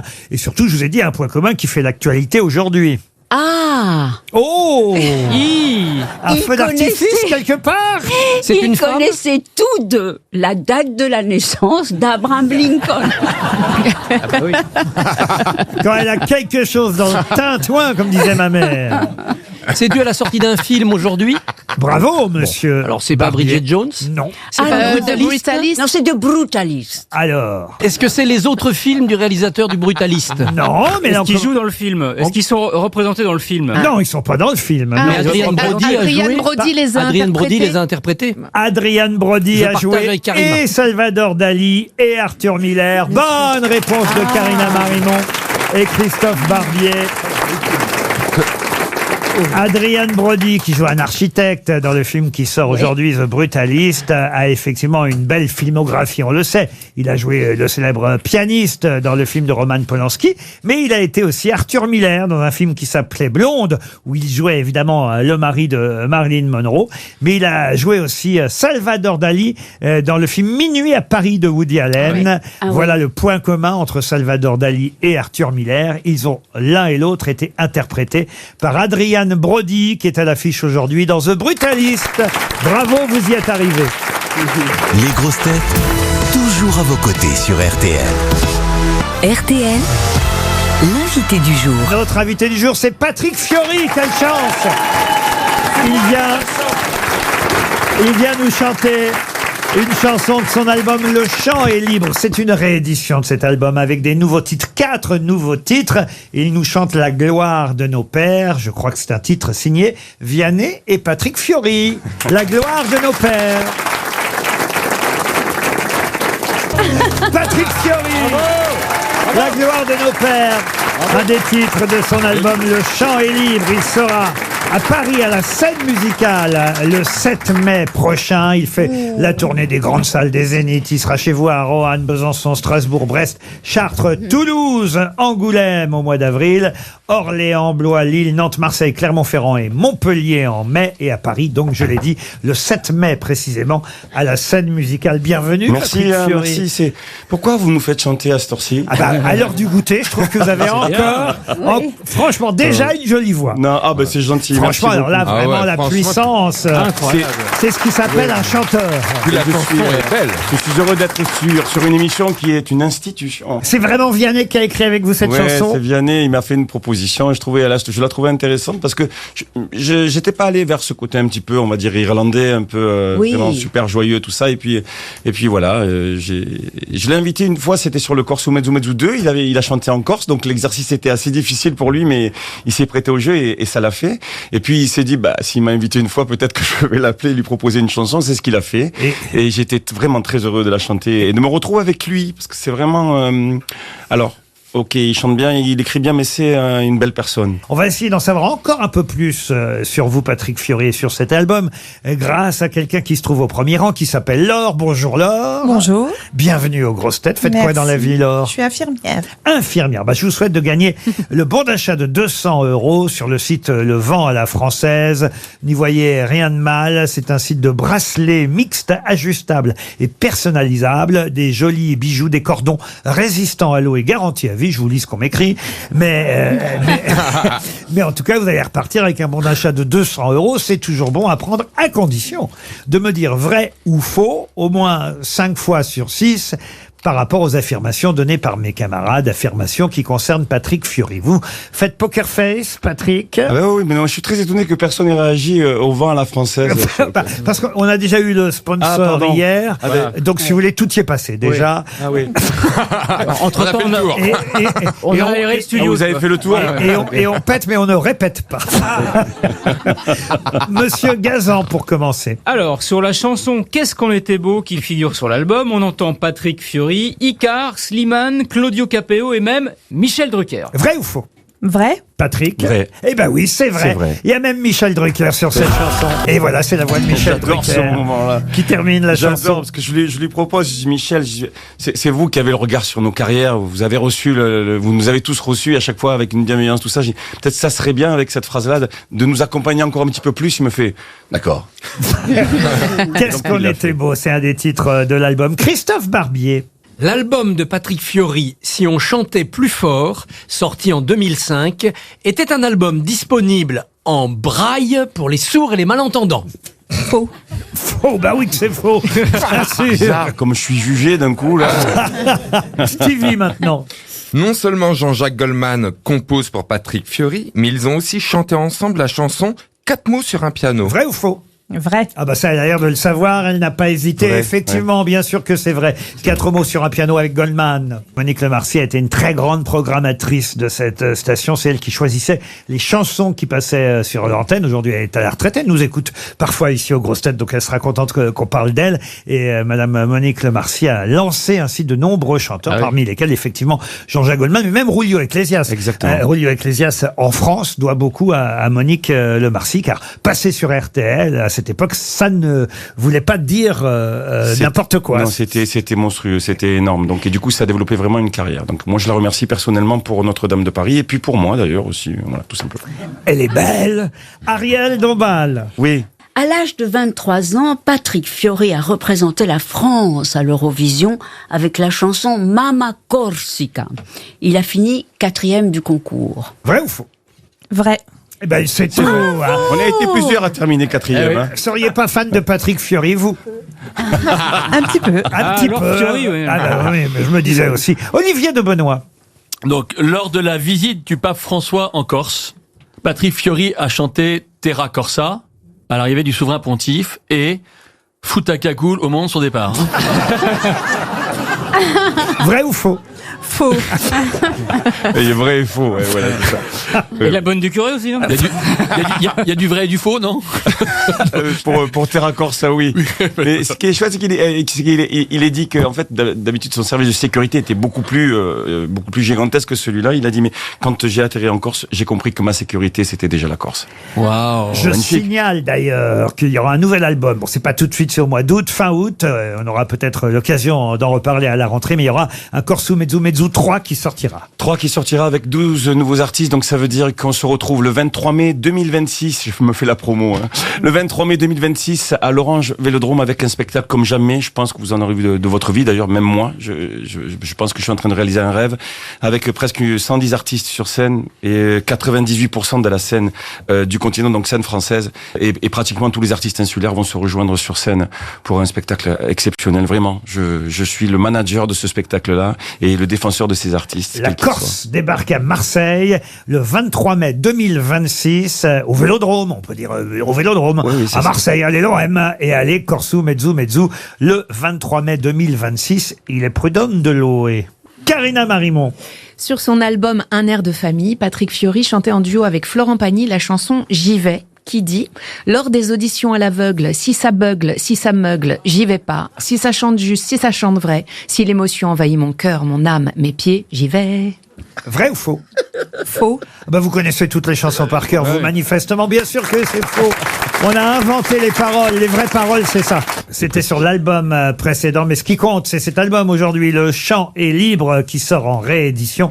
Et évidemment, votre grande tournée à travers les zéniths et les grandes salles de France. Paris, le 7 mai prochain à la scène musicale. Patrick Fiori reste avec nous jusqu'à 18h. Et vous, Laure, vous avez gagné les fameux bracelets. Bravo! 200 € de bon d'achat.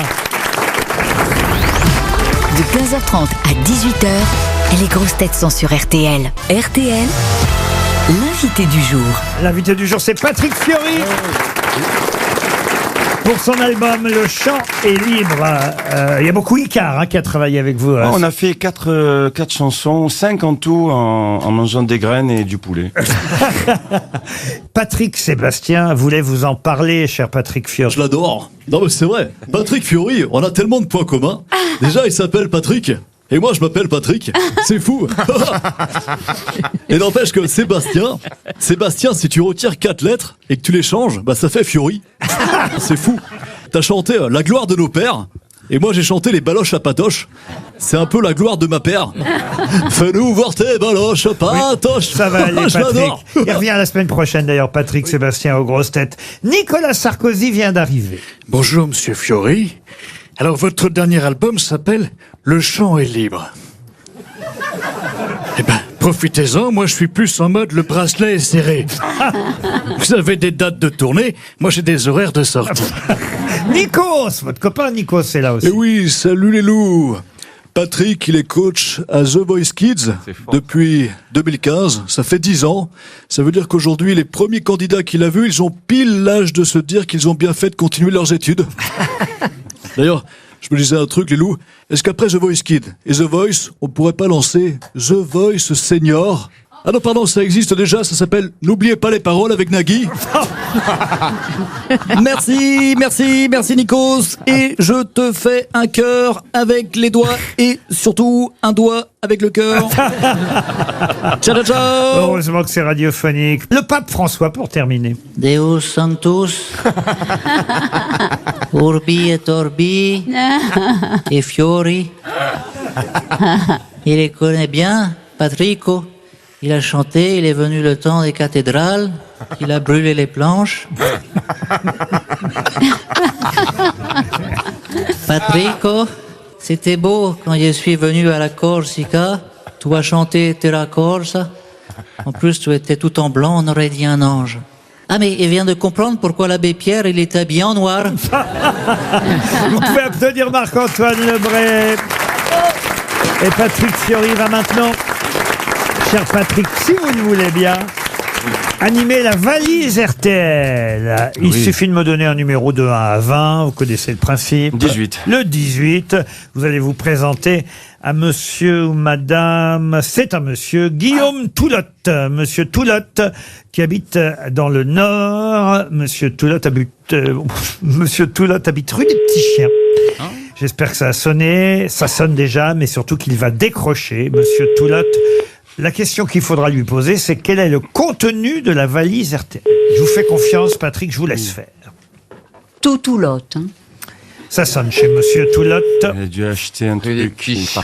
Et pendant ce temps, je peux vous dire qu'au Dôme de Paris, la semaine prochaine, pour les 10 ans de ma présence, j'ai cette chance aux grosses têtes, il y aura 10 000 € cash à gagner dans la valise RTL. Une super valise. Si on vous appelle, vous décrochez, vous gagnerez les 10 000 € cash, à condition, bien sûr, d'avoir précédemment envoyé par SMS le mot valise, V-A-L-I-S-E, ai-je besoin de rappeler comment ça s'écrit, au 74 900. En revanche, je dois vous dire que ça va vous coûter 75 centimes le SMS. Vous êtes en train de dire qu'il y a une valise de billets? Oui, absolument. D'accord, ça m'intéresse. Mais vous n'aurez le droit, monsieur Sarkozy, qu'à 4 SMS maximum, ou alors il faut faire appeler Paul Bismuth pour en avoir 8. Ou Bismuth, pas Bismuth, oui. Tirage au sort, en tout cas, pendant l'émission, le 24 février, au Palais des Sports, au Dôme de Paris. Avant, on disait Palais des Sports. 3000 auditeurs se sont déjà inscrits pour assister aux grosses têtes le 24 février prochain à 19h30. Et je vais ajouter dans la valise RTL, écoutez bien, un kit d'arrosage Gardena goutte à goutte pour plantes en pot. Ah, c'est top. C'est la semaine green sur RTL. Voilà pourquoi on offre évidemment des cadeaux écolos dans la valise RTL. Le kit d'arrosage goutte à goutte pour plantes de Gardena est idéal pour l'arrosage fiable et économique des plantes en pot ou jardinières. On ne gaspille pas l'eau grâce au kit d'arrosage Gardena goutte à goutte pour plantes en pot. Ce sera pour la prochaine valise RTL. Ce qui compte, c'est l'album de Patrick Fiori, Le Chant est libre. Sa tournée à travers la France, la scène musicale en mai prochain. Et puis alors, en 2026, on a bien compris, un rendez-vous au stade Vélodrome avec tous les amis corses, puisque les Corses débarqueront à Marseille. L'année dernière, c'était à Paris, maintenant c'est à Marseille. Merci Patrick Fiori d'être C'est venu moi qui nous vous voir. remercie. Régalez-vous, prenez soin de vous. À demain, 15h30 pour d'autres grosses têtes. Dans un instant, Yves Calvi. Non, il est déjà là. Bonsoir Yves. Bonsoir Charles Laurent.